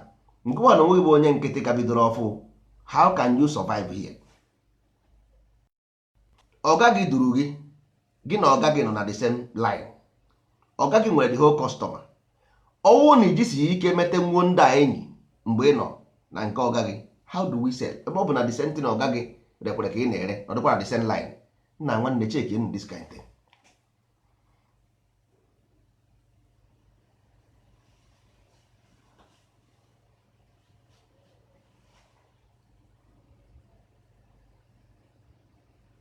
Okay, nwanne ihugo ya na ihugo. So ihugo na agwa gị because that thing was the only common, yeah, common sense, my brother, is common sense. Yeah, common sense. Oh, common sense, because o nwere ihe anyị na-eme anyị anaghị eche ya eche. Ọnwụ na anyị chee dis thing eche, anyị ga-afụ na ọ na-eme ya affect. Dis thing na ọ na-eme ya because mgbasara ọga m boy na 7 years. Ọga m eduom. Ọga m ji too much money, nwee ụmụ boy, nwee ihe niile. So ndị na-abịa ahịa chọrọ ebe dị ka enweghị m chọp, enwere ike na kanta ka m kpọsara ahịa. Ọga m duru m, enwere ike ego o nyere m adịghị ime enough ịkwụ ụgwọ chọp, ọ kwụọ ụgwọ kanta somewhere. How can I survive in this environment? Next thing bụ onye ahụ ere kpọ asị ọ na-ere ego ji atụ ahịa na ọ ga-abidori ahịa orisie dị ego. Why ọ ga-eji eriri dị ego? Why ọ ga-eji eriri dị ego? Ịfụ na ihe a na-eme ọgwọgụ, ịfụ na dị na ọgwọgụ onye nwe na-eme anyị anaghị aba n'oge. Ọ na-afịa anya, that is anyị nwe anyị pụta ndụ na-afịa, ọ na-afịa ahụ. Inyegori mmadụ 250, nke mmadụ gbasịrị bụ onye na-enye ya 500,000, half a million, enyegori 1 million, 2 million. Chọpụ bụ ego one, ọkwụ ụgwọ chọpụ obere oge ego ya agwụ, because ọ gaghị sustain unless ma ọ gaghị ọkpọrọ ya, ha na-abazụba combine.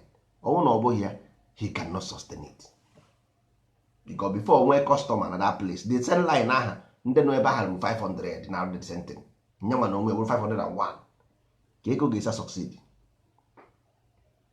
Ọ ihe a na-ekwu maka ya. So anyị ga-echange the way anyị chebe business. We must change the way of commerce. Anyị ga-define success. You have to define success so that you can be successful. Mmadụ abụọ just na-ekwe success. You can define success. For you to be successful, you must define success. Gịnị bụ success? How can you be successful? You must.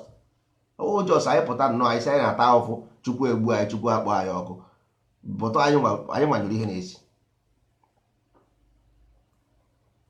Anyị nyụrụ ihe na-esi, anyị nwa mere onwe anyị. Ọwụ mmadụ metụ onwe ya ihe, ọ pụtara mmadụ nwanne n'ụwa anụ nwa anyị pụtara. The thing that threatens you fears you. The thing that threatens you fears you. Anything ọbụla na-atụ gị ụjọ na egbu ga-egbu na-atụ gị ụjọ. Life is about punishment. There is no peace here. In the beginning there was darkness.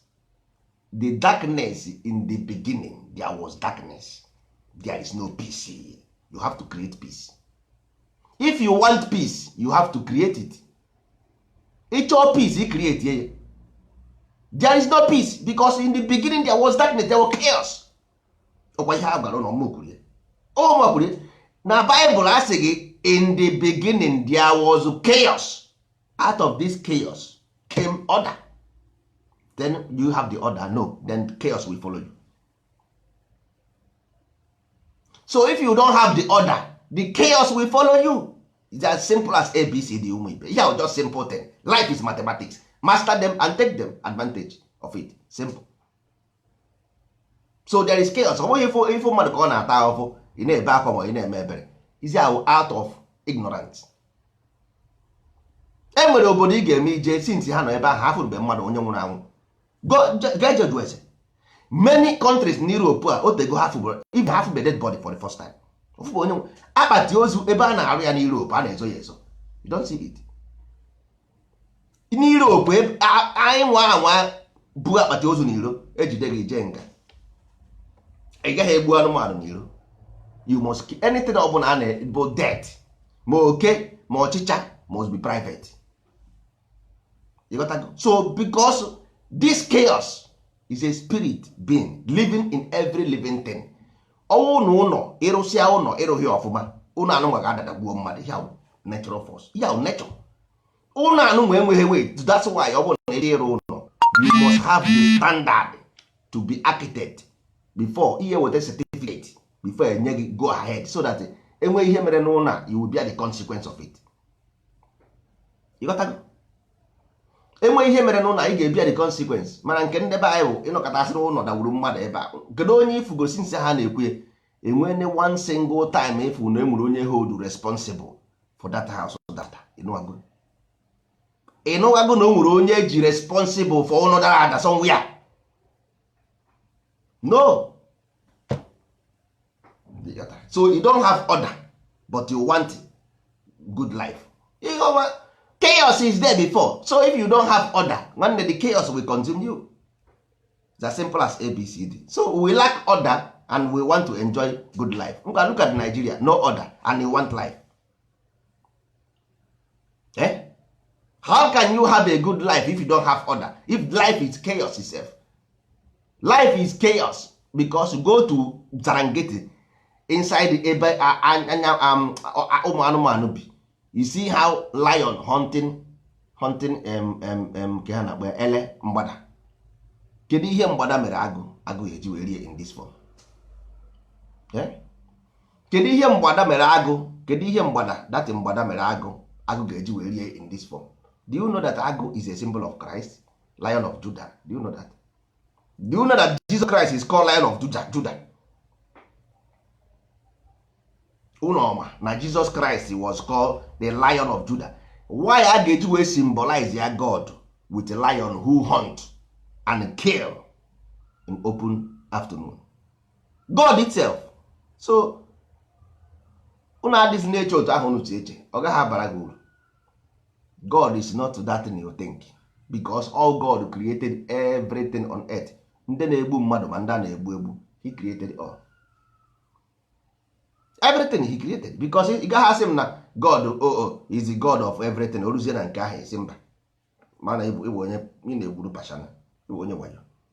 Oh, if you believe that God is everything, that means God is everything. Ọ gaghị awụ some everything ọrụ na nke ozi igbu mmadụ were aka ya, mba. Ma onye na-egbu egbu ma onye a na-egbu egbu is from the same God. So how comes ka ezi ihe mere na eji wee na-egbu egbu? That means we lack. Nwere ihe anyị na-amaghị about life and death. Enwere something we lack about life and the death. This language a na-akpọ ọnwụ na ndụ, kedu ihe ha pụtara? Why is life so important for us? That is the question. Because ọnwụ na ọ bụghị ya, there is no how God ga-ezi wee na-akpọ God as Almighty. Chukwu echere a na-egbu ndị mmadụ like that. That means life is not important for Chukwu. All the way you live is important. Most important thing is nke ma na onwe gị, what did you do? What did you know about, even one day you live? Akwa na Bible, how many years ka Jesus Christ live? 33 years. Unu niile chọrọ ibi 100 years. Mana Jesus Christ obere afọ one, unu na-eje ụka 33 good years. Simple. Okay, mgbe ọ dị 12 years, o disappear. Ama m obizikwa 15 years sef. O nwere ike, if you calculate everything, ọrụ 15 years total. O nwere ike ọrụ sort of 15 years if you calculate everything about Jesus Christ. O nwere ike 15 years because ọgwasi amụrụ ya 12 years afọ ọzọ ya osisi apịa a na-achọgharị ya ọ ma apịa leta before mara ihe na-eme na akpọgbu ya n'ọba nwụọ. So everything ị calculate together oru 10 years, ama mụrụ 10 years. Nya maka na-agba ndị be anyị something. So ọ bụghị about ị nwụrụ anwụ ma ị dị ndụ. As long as you don't have law, what waits you? Chaos. All chaos na-eche gị. So chaos amasịghị about ọnwụ na ndụ. Chaos don't know about life and death. So if you want the order to preserve the life you live, you must create order to preserve the life you live. You must create the order to preserve the life you live.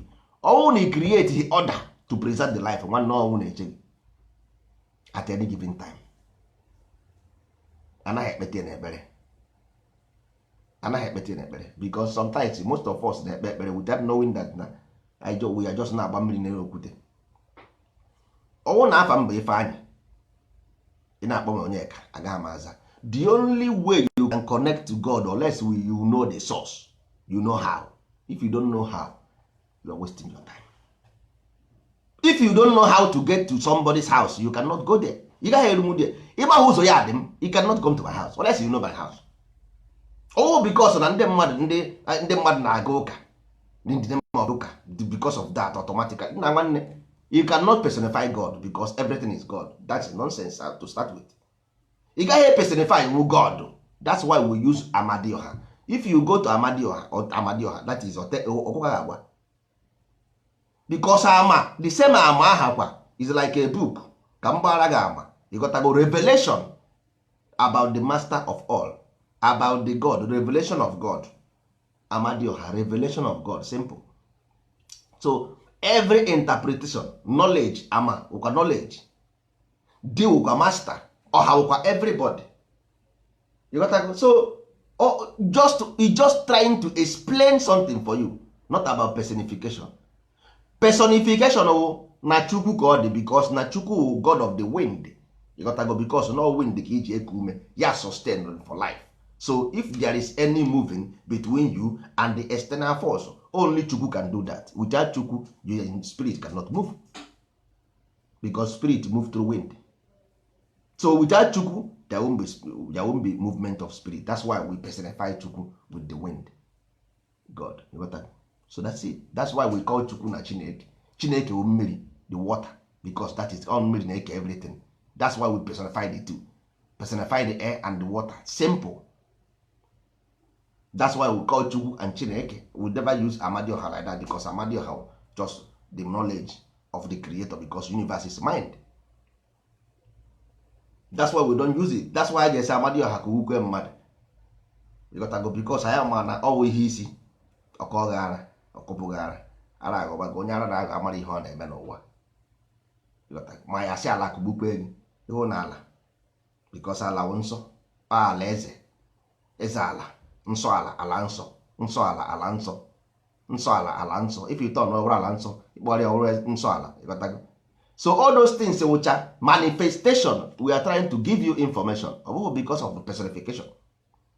So how does a priest now personify and claim na ya wụ God itself, both to pastor, both to my father, both to my dibia?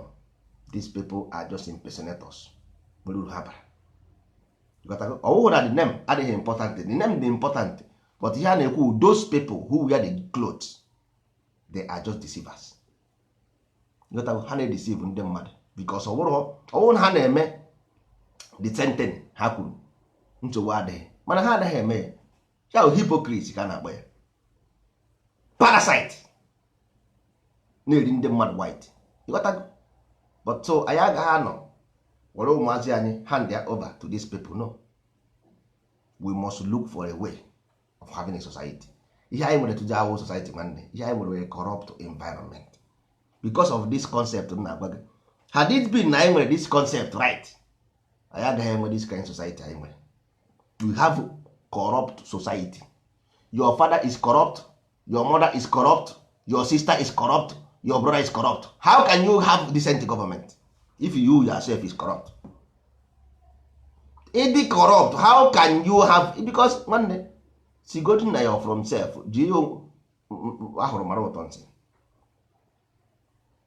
jiri your own self mara bụ onye ọzọ. If you are corrupt, government income. Not easy to blame government, but the corruption is everywhere because anyị enweghị nsọ ala. Na anyị nwere nsọ ala nwanne, because you gave birth. Who gave birth to the government? Ọkwa mmadụ mụrụ ha. These governors ọkwa mmadụ mụrụ ha. Osidenuda ndị a na-eji agbawusi ndị mmadụ ma a na-atụ vote, ọkwa mmadụ mụrụ ha. Yes, then who gave birth to them? Onye mụrụ ha? Onye mụrụ ha ọ mmadụ. Mana anyị pụtazie ya hapụzie ya na-eblame everybody. Igbe ya ka eme nsọ ala ọ sị gị mba, ka eme nke a ọ sị gị mba, ka eme nke a ọ sị gị mba. At the end of the day, cry everywhere, cry everywhere, cry everywhere. When was the last time anyị nwere peace? Let's celebrate peace in our land. When was the last time we celebrate peace in our place of birth? Thus we say we are happy. If we are not fighting for freedom, we are crying for herdsmen. If we are not crying for herdsmen, we are crying for oppression.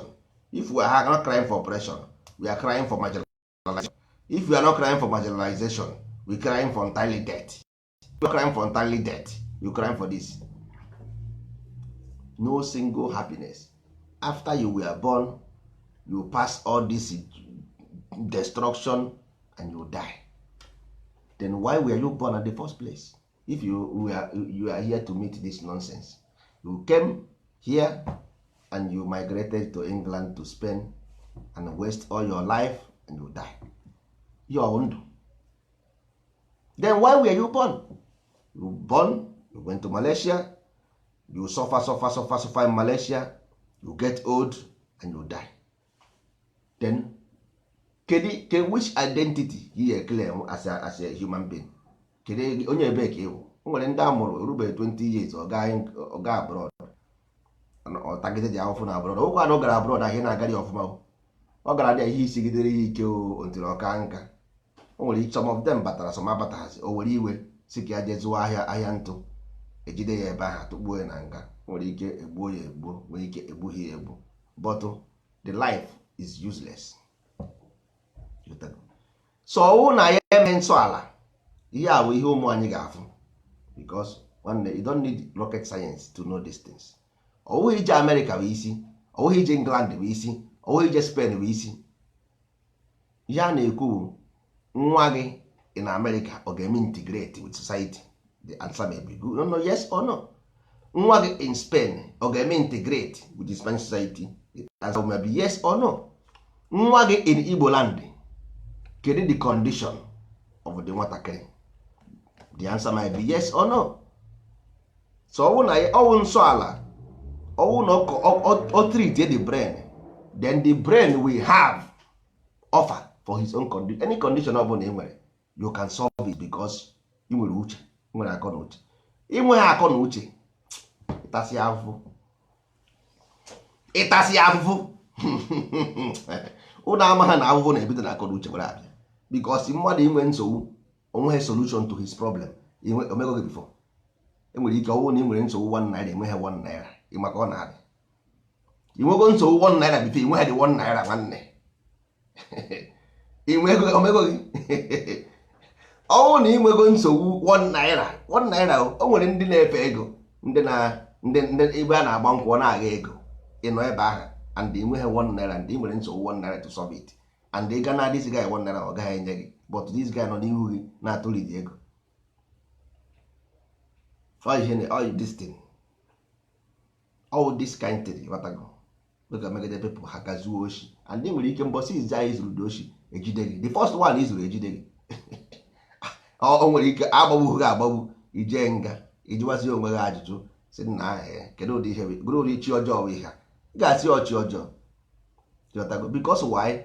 Ịtagide gị ahụfụ jee ụka niile nọ n'ụwa ahụ, ụka niile nọ n'ụwa ijecha anya ya n'owe, esizie ka ije sorozie your guys, the first day iso ha jee detin akụchie gị. Ka onye ga-ebulem na ị ga-asị ngaramara ma ejene ọrụ aka na uche. Ọrụ aka bụ the most beautiful thing on earth, mana onye na-enweghị akọ na uche enweghị ike rụọ ọrụ aka. Onye enweghị akọ na uche agaghị arụ ọrụ aka, ka absolute truth. So a na-ekwu okwu nsọ ala, ndị mmadụ afọ na ya n'ọgwụ nwanne. Ihe awụ a pure religious movement. Inweghị religion ị gaghị enwe country, it's impossible. Every country on earth is controlled by religious institution. Every country, because the law you see as a that's why ha use your Bible wee ṅụọ take oath, ha use your Quran. Yes, they must use something to take oath. Ihe a na-achọ ịgwa gị bụ na is a religious institution, because that's why they provide one God, so that everybody will channel their energy into one God. That is how you unite the people. That is it. Yeah, pure science. Because once everybody is believe in one God, that means they behave as such. Once they act towards one God, because it's just this is atomic behavior. It's the behavior. Everybody believe in one thing, then begin to aggregate towards that the same thing. Don't need rocket science to know how to bring the people together.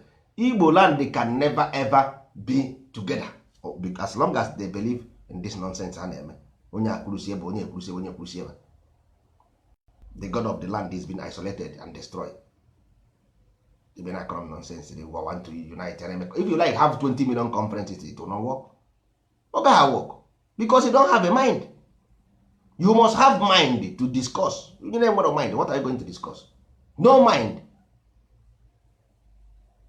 Everybody onye ọbụla amaghị isi n'ọhịa tia na-achụ ihe na ụmụazị aka.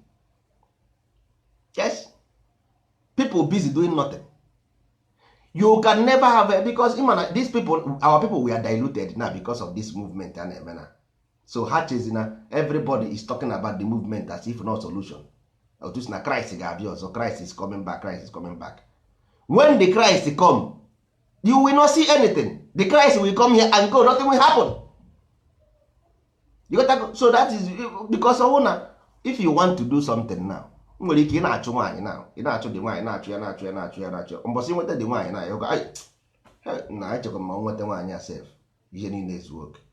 Ị nọ Amerịka enwe ha akwụkwọ, ị na-achọ akwụkwọ, mbọsị nweta dị akwụkwọ odoge anya na dịsị akwụkwọ ị na-achọ sinti gị onye iji eme enwetago m ya na so what.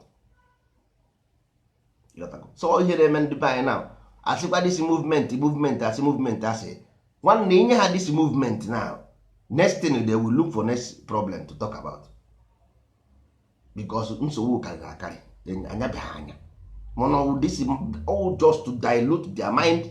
They hang on something to dilute their mind because ha ma ha na this thing atomic, the way atomic behavior, that is atomic behavior. So everybody check on all the problem now in Nigeria. The once Nigeria is no more there, the problem goes away. A job efiki ibibio Urobo, Edo, Idoma, Delta, Kita in Nigeria, gina these people osiofu zaga. Gina these people osiofu zaga na mba. Then tomorrow automatically you will be in peace with them. Nke bụrụ ndị mmadụ ihe onwe ha aghụghọ adịghị mma. Ndị mmadụ ihe onwe ha aghụghọ adịghị mma. All these people now today, gina ha esighị ofu zaga, but all of a sudden you have imaginary concept that all this this enmity will disappear without a system of mind child development.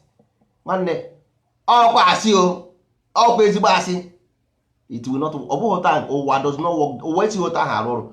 Moto na-enweghị engine cannot move an inch, never ever.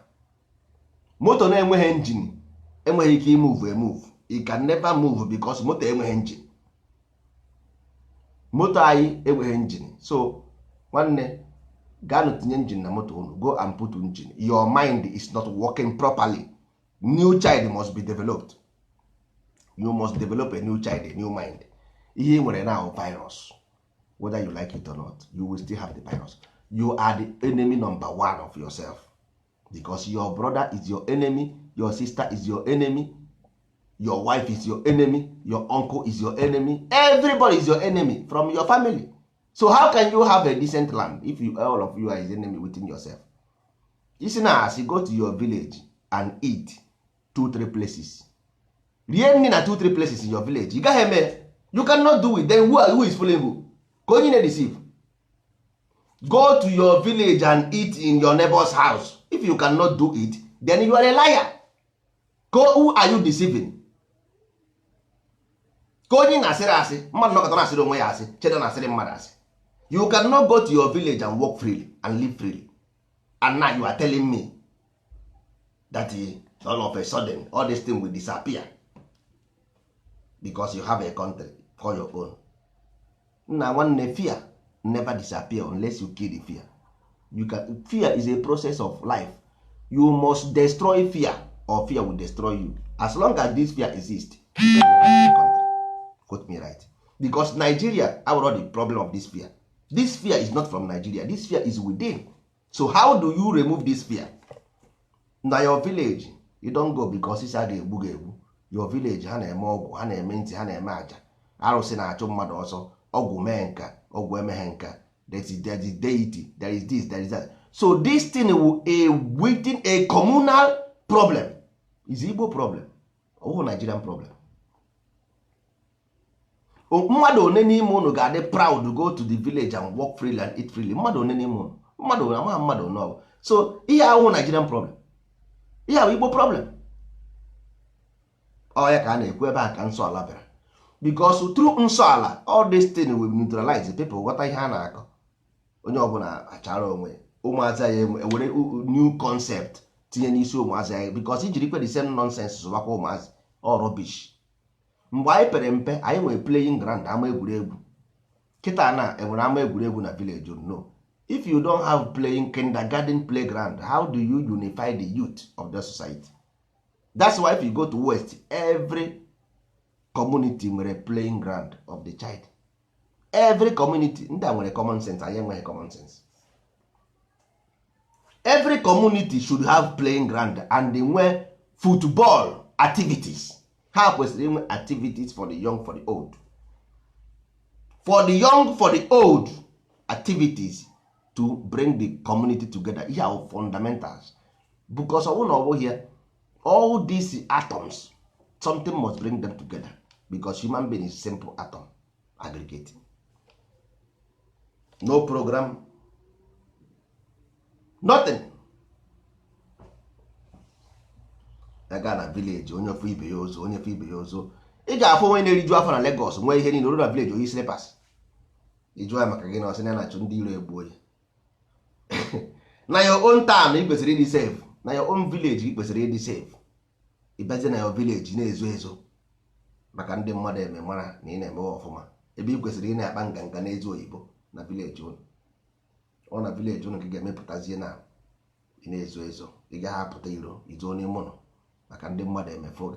Na your own place or bed, na your own father's land, ị dey safe.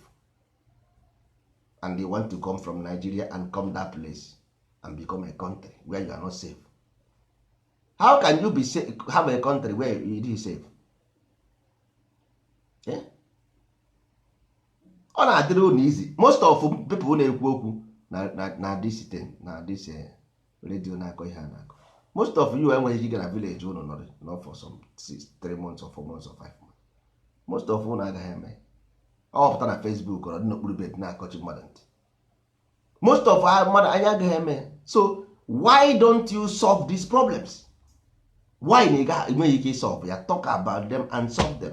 All your own problem, for your children problem, from your to you for your unborn children problem, or something face to face. You happy ya nonsense jewara. Ihe na bụ eziokwu. Ihe problem face gị n'ihu, ọ dị n'ihu gị. Say na asị go to your village and eat. Jerry nni. Gaghị eri. Even onwe onye village nsi ebe a bịa, mụ na asị gị bịa onye ka si ebe a si ụzọ nwoke ekwere nwoke n'aka, nwoke ọ na-eme ntị n'aja. Ọ ya gburu mpa onye ka gbuo mpa ọgụgụ igbe ahụ isi ụzọ okpuru oche mapụ. The man na-abịa itinye aka n'azụ. Ọ pụta isi ya good morning sir, good morning sir. Ọ na-emere aga anyị dị mma. Anyị dị mma, daalụsa izu aka gị n'azụ ka onye bere aka. Ịma na ụjọ na-atụ ya omekwe ya n'aka meka kọọ ya ntị na-akọ ihe a na-akọ. Na biko na-adịzi na-akọ ụdị ihe a biko ka anyị mee nụ nsọ ala, anyị echenjie our society tore otu anyị si wee chọọ, mana otu aka anyị chọrọ isi wee bie, then we set a standard of rule. N'otu aka anyị chọrọ isi wee bi, we set the standard to follow. Onye achọghị iso anyị hapụ, mana ndị nsọ ala na-ekwe the way of life of nsọ ala and we follow. So if you don't want to go, nobody cares. Mana iru ebe anyị na-egwọ gị ịba, iru ebe anyị na-egwọ gị ịba, anyị gbado mgbọrọgwụ n'ala Igbo, nwanne onye mee anyị eri anụ ya. Onye anyị gbado mgbọrọgwụ, this is the rules here, rules and regulation. Nwanne ịchọghọ you get out from here. Even anyị follow ma gị follow ma anị gị bupụrụ jeting na Lagos, follow your land, go to Lagos and keep you there or Abuja. Si ebe a pụọra, you get out from here. We don't want this life here. You got that? Ọnwụ na ịdị ha nsọ n'ala Igbo, anyị achụpụghị gị. You must be nsọ here so that ka anyị fụ ụzọ wee chere ndị na-abịa abịa. Si ebe a pụọra, you get out from here. Because ị ga-ete anyị ure. Ịchọghị ibi nsọ ala here. Here is holy land, Jerusalem. Ma ọrụ ha nwa. Here is our holy land, our holy place. Ịchọghị ibi holy here. Get out from here. si n'oge pụọ because anyị jide gị hie anyị aha nge gị for 2 weeks onye na-agafe ebe ọ na-afụ gị for 2 weeks hanging n'elu ebe ahụ bife adọtuo gị wee nie gị na ndụ ịghọtago ọkara gị mma na ibi ihe ebi atọ na atọ na China corruption ọnwụ na-egbu gị egbu ọkwa anofolo China bụ anofolo ọkwa anofolo 200 years that is suspect ọnwụ na-ejide gị red handed all death straight ahead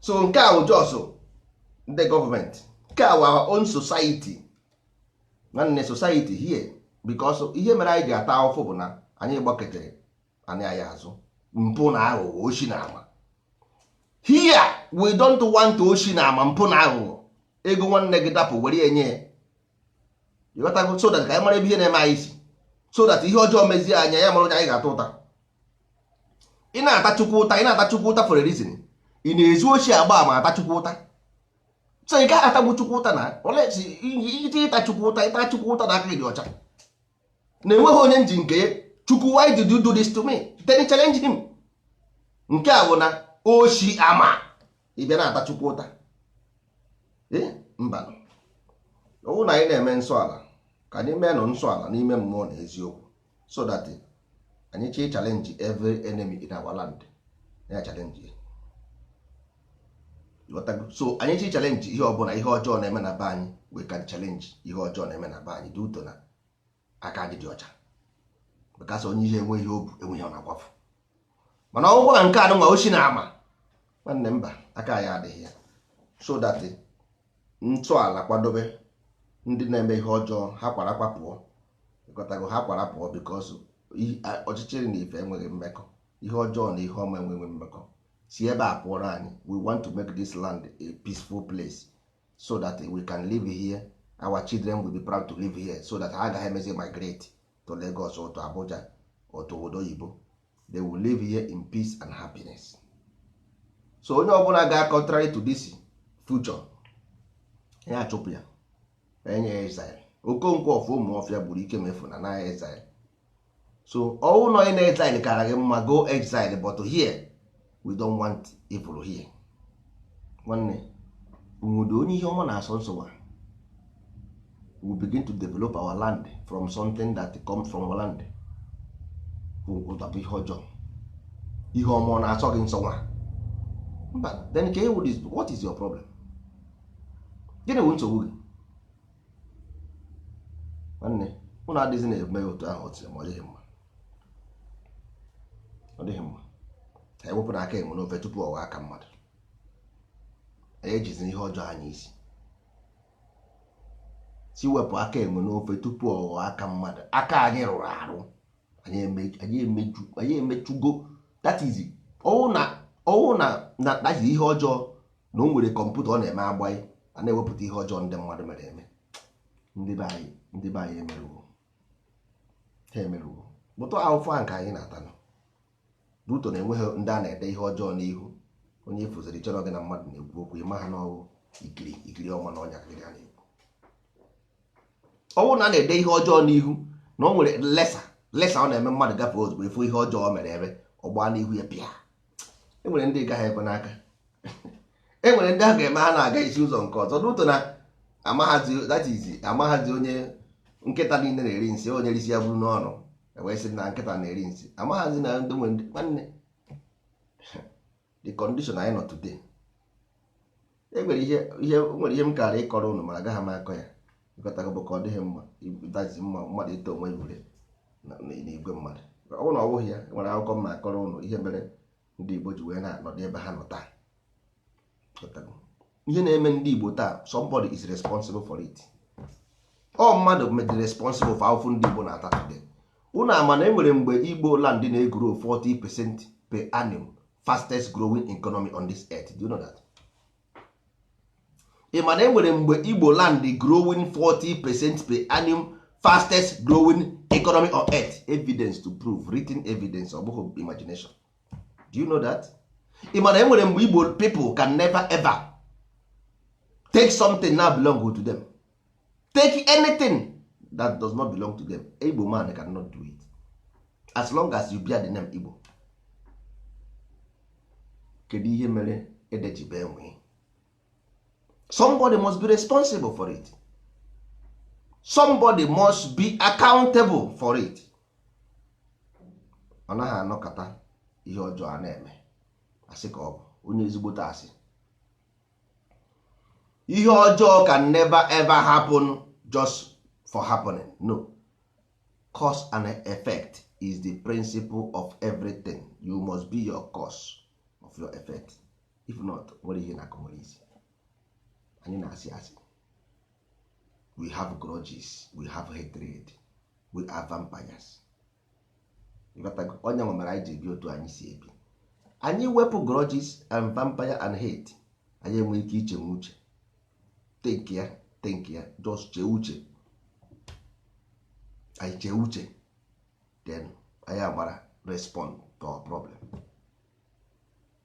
Simple. Ọ anyị chee uche, iwe mara ihe ị ga-respond to your problem. We have a very big problem. As ndị Igbo, as ndị Africa, as ndị ojii, anyị nwere very very big problem. Ọ mmadụ rụrụ plane, ndị rụrụ plane ka gị na ha na-ama n'aka.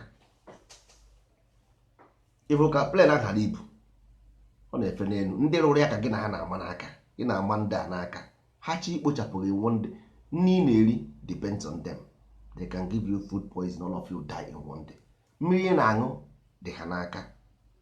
Your health facility, ụlọ ọgwụ ị na-eje eje dị ha n'aka. Mkpụrụ ọgwụ ị na-aṅụ aṅụ dị ha n'aka. They can kill you in one day, in one single day. So then ka ihe na-abaziri mba akọtụ. Ndị achọ ha gbuo gị in one day. Ha nwere kemikal a ga-eme agbanye n'ikuku now. Unu niile na-anwụsị ya n'Africa. All of you. You got to go. The plane ahụ na-agba eje Afrịka, ha chọọ ha pụta n'elu, ha hapụ ya o tie na alịkụsa. You got to go. Nke ahụ ibu n'Afrịka na anyị na-anya n'Afrịka ka na-ekwu ụkwa nke si n'Europe eje. Nke ahụ ị na-anya n'Afrịka nwere plane ị rụrụ n'Afrịka. Plane ị na-anya n'Afrịka ọ ga-enwe. Ha chọọ ha setie something n'ime, akwa ha maka iji ego n'aka. Ha chọọ ha setie something n'ime, irigote itie na alịtisa, unu niile na-anwụsị. So you nwere anything to stand on your own as a human being. Ọ bụ ihe aka a na-asị gị jee nọdụ anị nọjụọ arụ. Talk with your God. Talk with your God. Hapụ ihe talk with your God, because one develop, because any undeveloped mind can never develop physical. You are not developed mentally, so you gaghị develop more physical. Nyanwa ka iji akọgheri na-ekwugheri. Ị na-achọ kọntrị nwanne. Ndị gị na ha na-achọ kọntrị, ndị nwe the investment in your land bụ the same people you are asking for country. Mana British nwe Nigeria. Say British establish United Nations with his colleagues. British na ndị otie Rothschild, Rockefeller, all those people, their money is in. O nwere ebe a na-akpọ England na that London. O nwere ebe ọzọ a na-akpọkwa London na London. Ebe e nwere bank.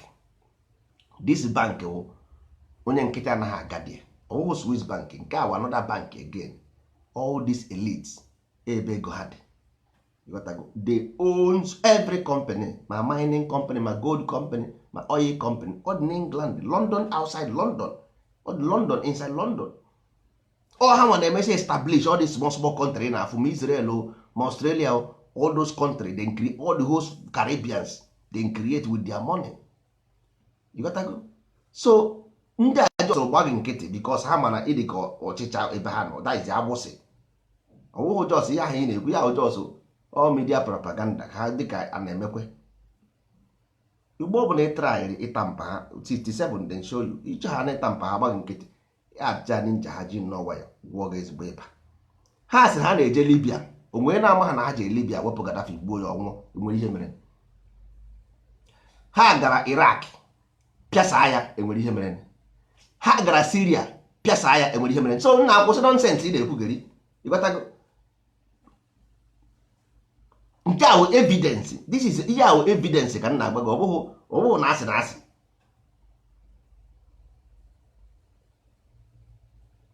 Ịghọtago? Ọ bụghị na asị, ihe a na wụ evidence. So ị chọrọ ibu uru, just mee ka onye iberibe nabaa n'ụlọ, mee ka North Korea.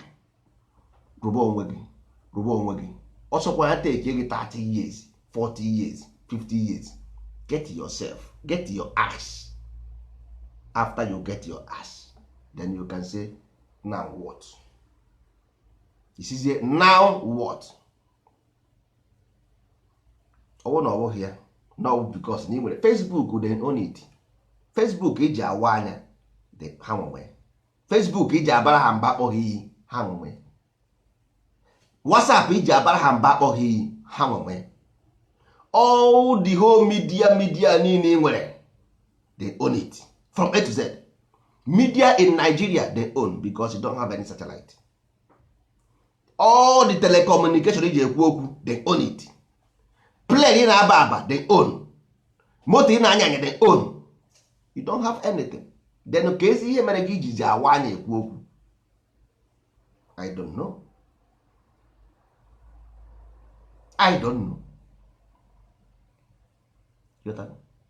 And now ị chọrọ a country of your own, and the country na-achọ ka iwepụta from your own, they have trillions upon trillions of investment in the country. Na-enwere ihe anyị na-eme na-asị anyị nwekwara mmiri ara. Oh, because of na mmadụ achọghị onwe na-achọghị ibi n'obodo ya. Nobody, onwe nọ n'ụwa na-achọghị nwere onwe ya. Nobody. But enwere ihe ị na-eme ọwụrụ iberibe. Nobody, onye ọbụla chọrọ, everybody want to be alone. Nobody, onye onye chọrọ ka mmadụ nye nsogbu n'ụwa. Nobody. But enwere ihe ị na-eme ọlaka common sense. Ndị ahụ ịrọ n'Europe be ha na-awụgharị, they own the investment ị na-asị ka e destroy ya. If ọnwụ na ịdị iberibe, ha nwa adịghị iberibe, they will not destroy it. Kama ha destroy ya gịwa. Ndị nwa na onwe can destroy yourself, but ha nwa na onwe ha, they will, ha ma ha ga-destroy, ha nwa unu niile anwụsị ya, and nothing will happen. Unu niile anwụsị ya, and happen. That is ihe na ọ bụ ihe ọ bụ nwanne. Go bend down, restructure your land, dozie ana Igbo, dozie obodo ụnụ, mụba ka esi arụ nka na ụzụ, mụba ya, set institutions different one, organize a place, set a place, lay a down, lay a ground, grow a child, train them. Take egi years, nsogbu adịrọ. But ọkwa nọ nke ịmapụta echi ka ị na-watch too much television, ọ naghị adịghị gị mma. Stop watching nonsense television, ọ dịghị gị mma. You are awakening nonsense. Kịta ka ị bara deep sleep, kịta ka ị bara na nke bụ ụra, kịta ka ị nabara ụra. Kịta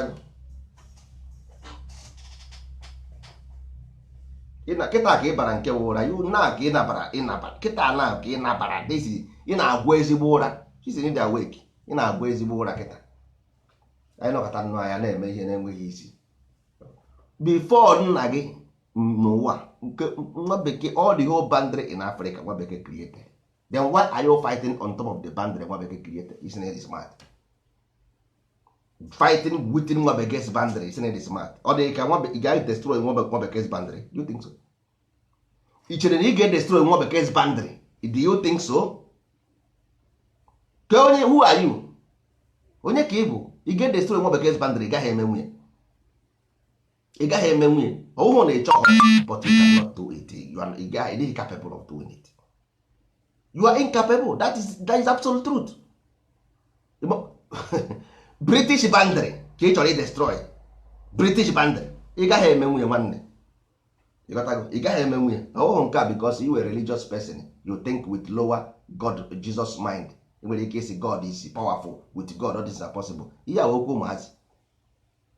Ị mara God na gun wụ the same G ka obi. Ị mara gun egbe na God na obu the same GG. Do you know that? Ị mara egbe na-efe efe bụ the symbol of God. Do you know that? Do you know Horus?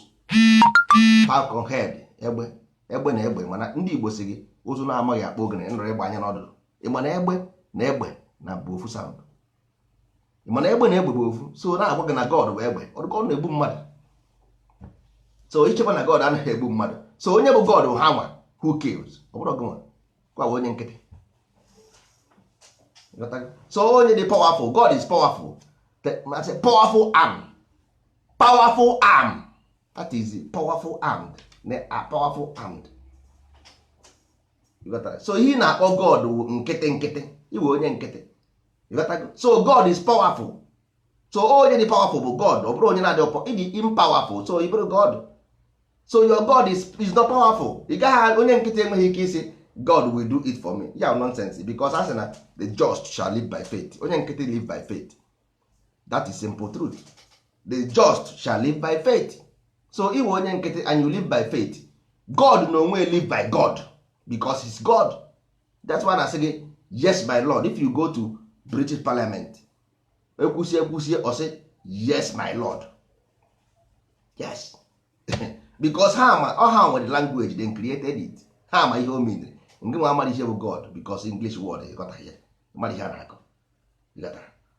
Government with the same G, gonna use government use the same G, God use the same G, God egbe use the same G. So why they use the same G? Christ use the same C. Country use the same C. Constitution use the same C. Church have the same C. So kedu ihe all these letters alphabet, the beginning of alphabet bụsi this letter. Why?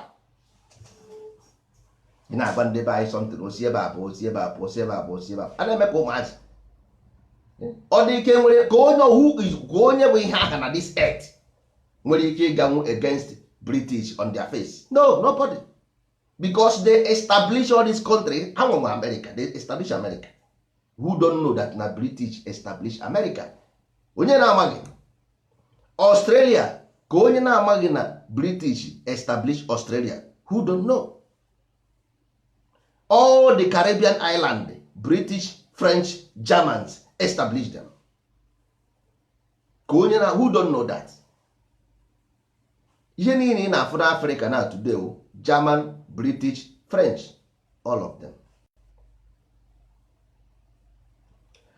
North Korea, mgbe ebe ka ha nọ before, ka ha kwuru okwu. China, enugo mbọchị China kwuru okwu until them become powerful. You never hear them. Ordinary onye na-achị nama, you can never handle. Ị na-achọzi ka ị destroy ya trillions of dollar investment. Nwanne, ọwụwụ because of na ya like is because of you cannot. Ị nwere ike because you don't have the capacity. That's it. Ị nwere the capacity, ị nwere capability to do it. Ị gaghị eme nwunye. Ndị okpunu na-ene anya British people own Palestine, then gave it to ndị okpu. So ndị okpu is British, if you don't know that. Ndị okpu is British. I can one agwa categorically truth. Ndị okpu British. How British? Go and check their history. Man of no Greek, can do Greek. All the whole European monarchy system, they are family. All the whole monarchy system non Europe family, they are related by blood. Go and check. All of them, all the whole monarchy non Europe, monarchy family non Europe, all of them related, because all these things will conquer. They conquer all these places. They establish the institution. Go and do your own research before I finish it on your brother or sister. They will use every means to control you. Every means. Ha ga-use every means to control you. Every means. So ịmara ya. So iche na ndị agwụ nwanne gị because na ịmaghazi your history. Ịchọgarị abịgarị aka, you want help. Nobody will help you if you don't help yourself.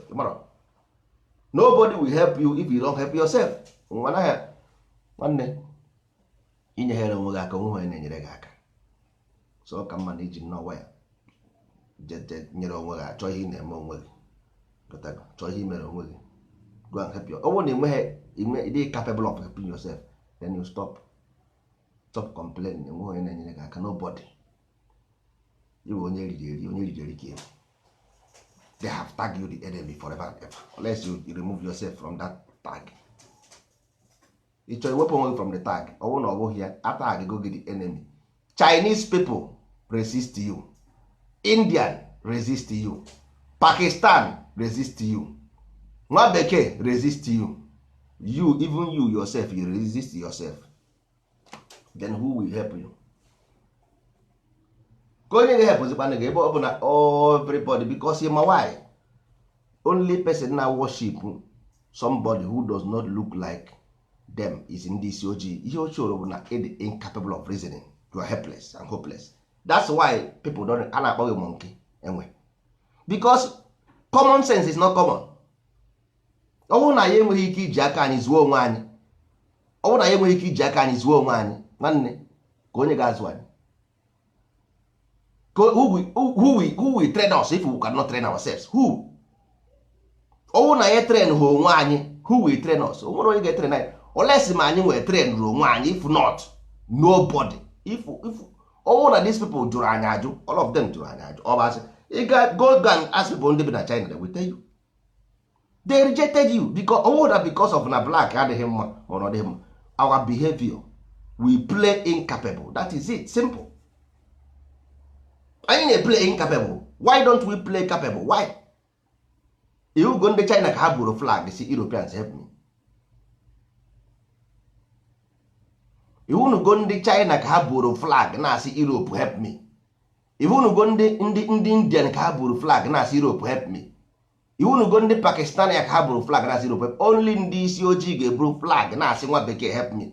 Buru onye ọcha na cross na-akpọ isi a na-enye ya, na-akpọ isi a na-enye nwa bekee. At the end of the day, you want China to recognize as human being.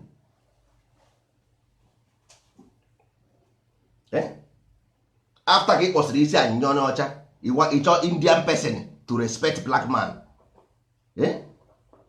So kedu ihe mere na, so we don't know who is God, we don't know how God look like, that's why we worship this nwa bekee. So pathetic. So these people are incapable of knowing how God look like or who is God. That's why they worship this thing. In this 24th century, ebe nwere information everywhere. Information is free. These people proudly teaching their people this thing, proudly telling their people that Nwabeke is God and they are devil, they are evil, and then draw status of their own color, race as evil, draw status of white as God for their own children. So wicked. People so wicked to teach their own people false indoctrination. Their own children. Lie to their own children. Deceive their own children. Pathetic race. Indeed. Pathetic race indeed. If you can proudly teach your children these things, you are wicked. You man igbugo the career of that child. Do you know that? You man igbugo the proud, the complexity of that child. Kedu ihe ị ga-agwa the child? Ọ na if the color of the skin of the child represent devil, kedu ihe ị ga-agwa the child about goodness, about morality? What are you going to tell this child about morality? Ọ na if gwara ya na the skin of the color na this child represent evil, devil. So anyị adịghị capable to paint God black. Are you telling me? Anyị adịghị capable to train our own children na God enweghị color. So ọ bụ ihe anyị ga-agwa ụmụ anyị bụ ihe kọrọ anyị. Why? So anyị enweghị ike ịgwa our children sị na my son, God is not person, onweghị color, onweghị image. Ọ na anyị enweghị ike ịgwa our own children this thing. Why must we play in this gallery? I don't know. O shoro na anyị lakịrị common sense. You got that? O shoro na anyị lakịrị common sense because ọ bụrụ na anyị amaghị ihe anyị nwere ike ịgwa ụmụ anyị, then who are we? Onye ka anyị bụzikwa? Anyị dị proud of nonsense. Why? Why are we proud of nonsense? Ụmụ Igbo ọ dịghị na mma. Ọ ka mma ka anyị chi n'oge chegharịa. Ịghọtago? Si chegharịa, anyị chegharịa nụ. Anyị atazi na ụmụ anyị afụfụ. Anyị atazi na ụmụ anyị afụfụ.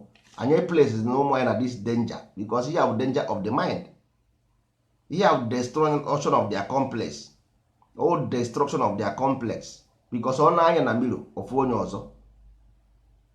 ọ na-anya na onwe ya ọfụ onye ọzọ, that na-adịghị mma. ịghọtago? So ụmụ ibe ọka mmanụ biko ka m nyọrọ ụnụ, ana m anya ọsọ nụ biko ọzọ ekwugidego ka mara ma ndị mmadụ ọ ga-agbanwe. ndị mmadụ ụkadịkwuo na ọ pụtakwa ka o kwusie ọ sị gị n'afọ a Jizọs eme ebere gị na-emere ya. This man want God, but inside your mind, why don't you believe in the God? Stop giving glory to these people. Nobody tell you not to believe in God, but to stop giving glory to these people. Why? That is my anger with this thing. How about don't believe in God?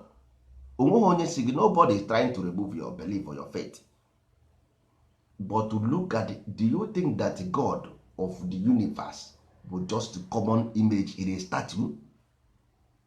Do you think so? That God can be so common in an image on a statue? Somebody came and they nailed him on the cross and he died.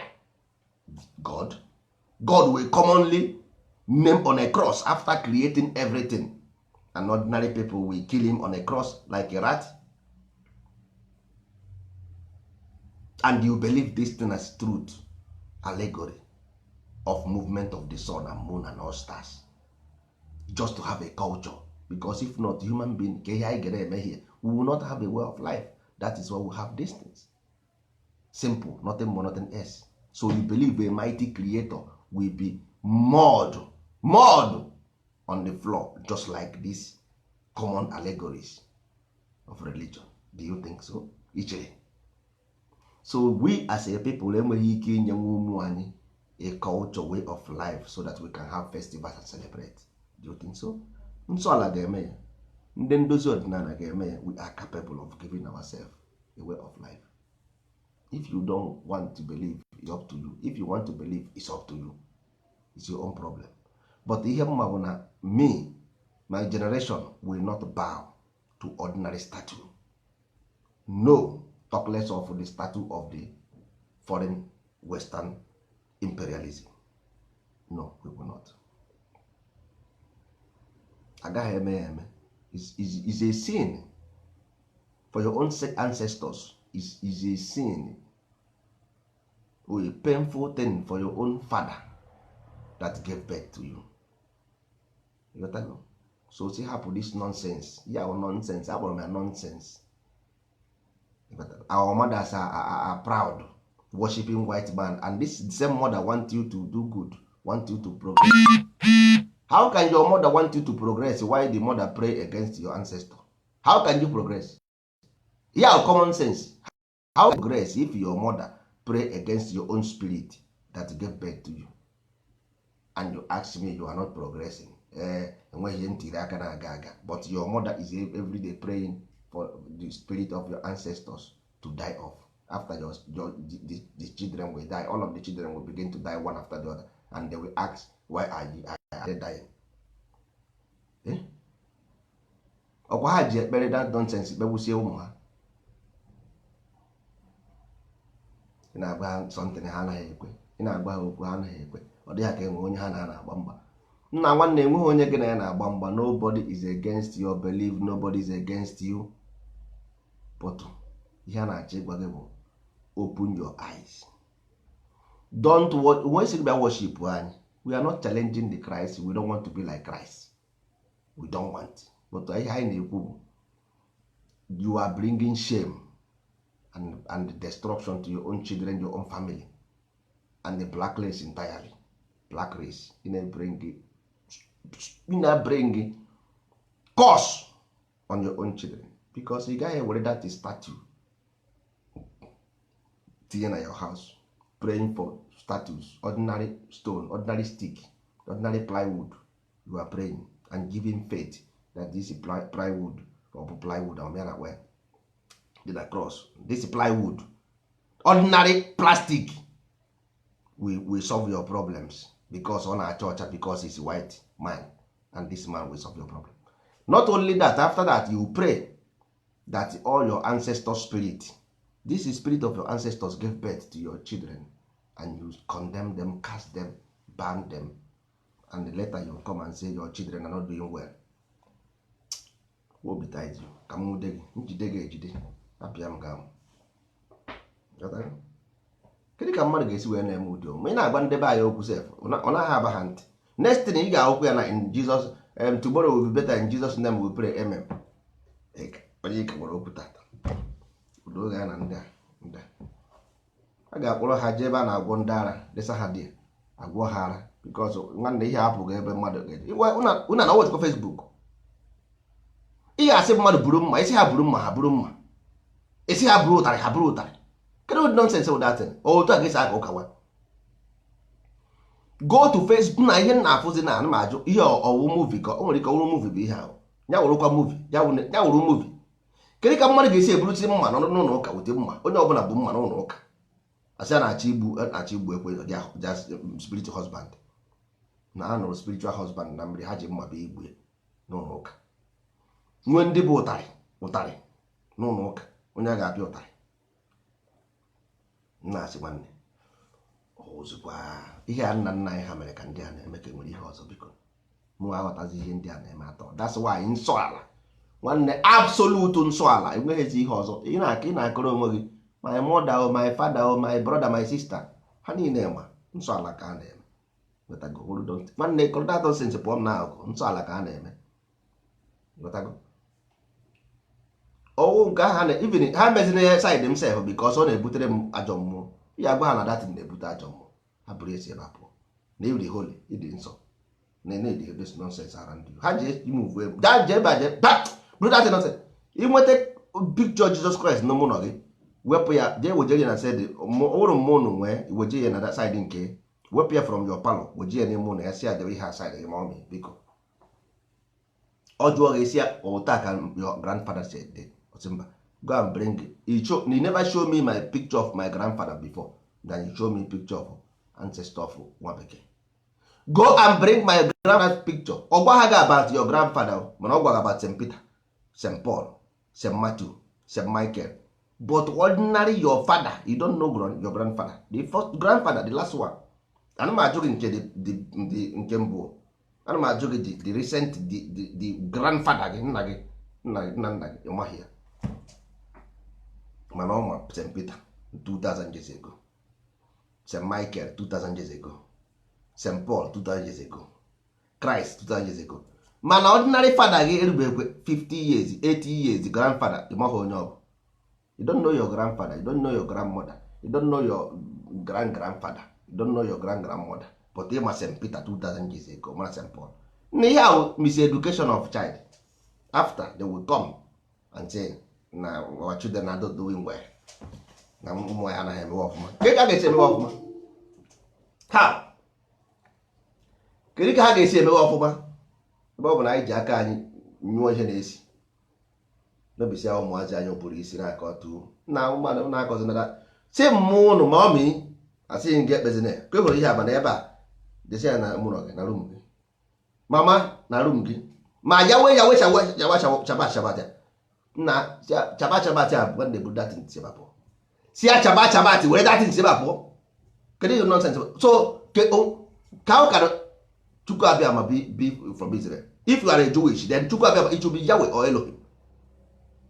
If you are a Jewish or Elohim or Chukwu abịa or Jewish language, how can you be a Jewish Chukwu abịa ma your God? How can you be Jewish and Chukwu abịa ma is your God? Which kind of talk is nna ka ihe na-emere ndị isi ojii nna ka m jee mee something biko ka ọ dị leta